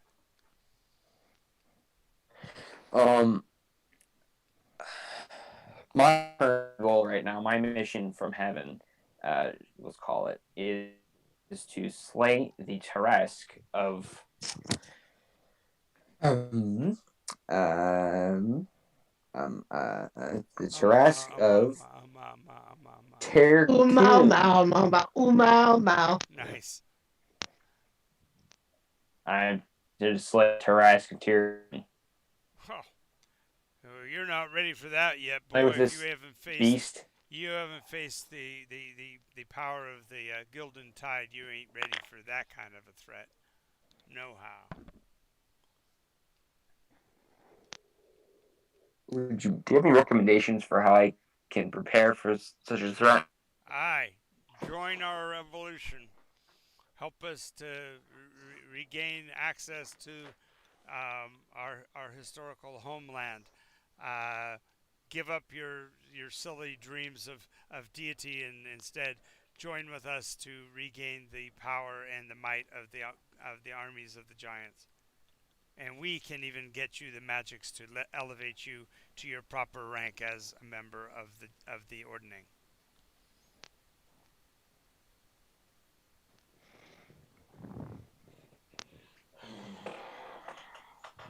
You make a good offer, friend. But I'm on a mission from the gods, or whatever they are, the echoes of the gods. And I am What do you not want to for her, be by the way?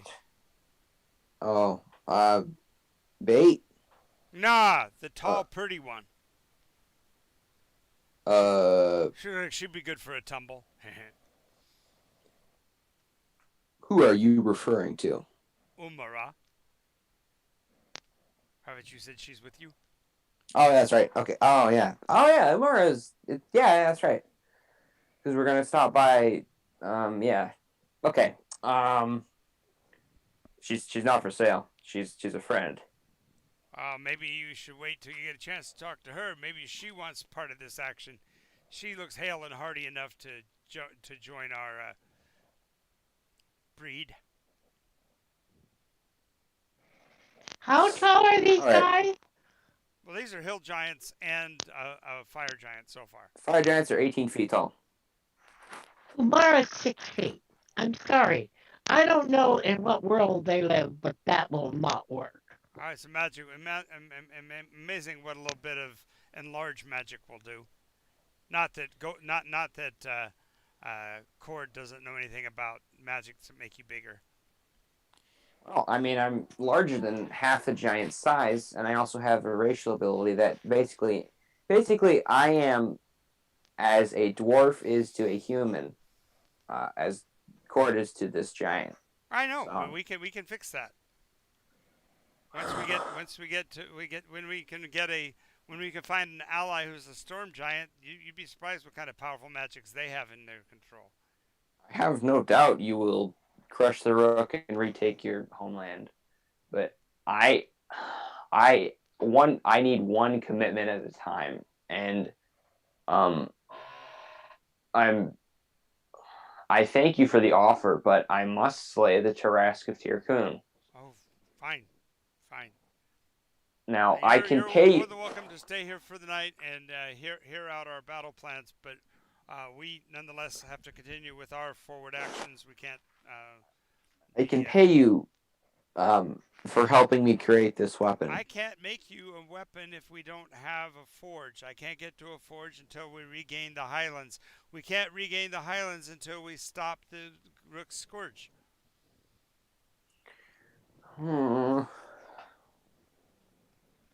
How long do you plan on taking to regain the Highlands?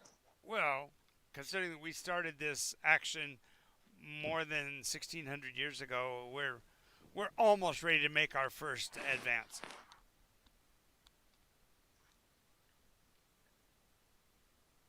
Oh, I really wish Umar was here. Oh. That's okay. It's 9:45, so I think we can call it at this point, and that way she can have a say in what you guys want to do for next time. Yeah, 100%. Jackson, you're going to level up for the action that you did in saving Elizabeth. And she's decided that you can drop the A out of her name, so you just call her Elizabeth, B-I-T, like she's a little bitty bit of a frog. All right. Wait, how many levels? Just one, sweetheart. That's all you ever get in my campaign. 1 week after the other. Ever. Oh, I'm sorry. Miri, did you mean to play D&D tonight? She did. She's advancing her cause. I know she didn't get to do mechanical anything, but I warned her about that at the beginning. Oh. What was that? She's cleared out the temple, and she's established a new order of the priesthood of the Nine Veils.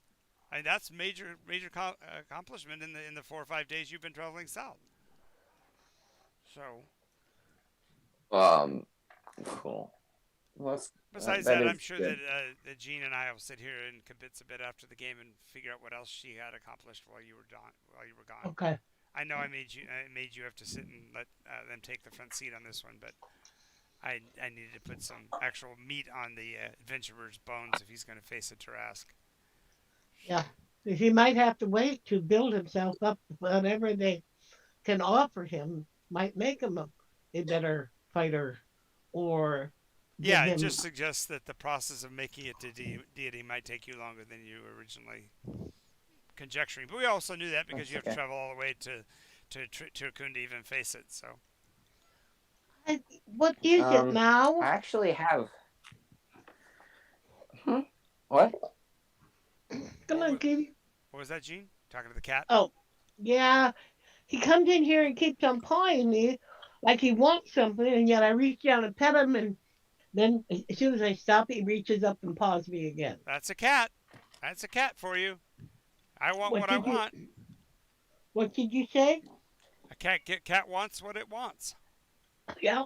Um, Alrighty, well we are going ahead and uh, call the stream at this time. Everybody say goodbye. See you guys next bye. time. Bye. Thanks for watching.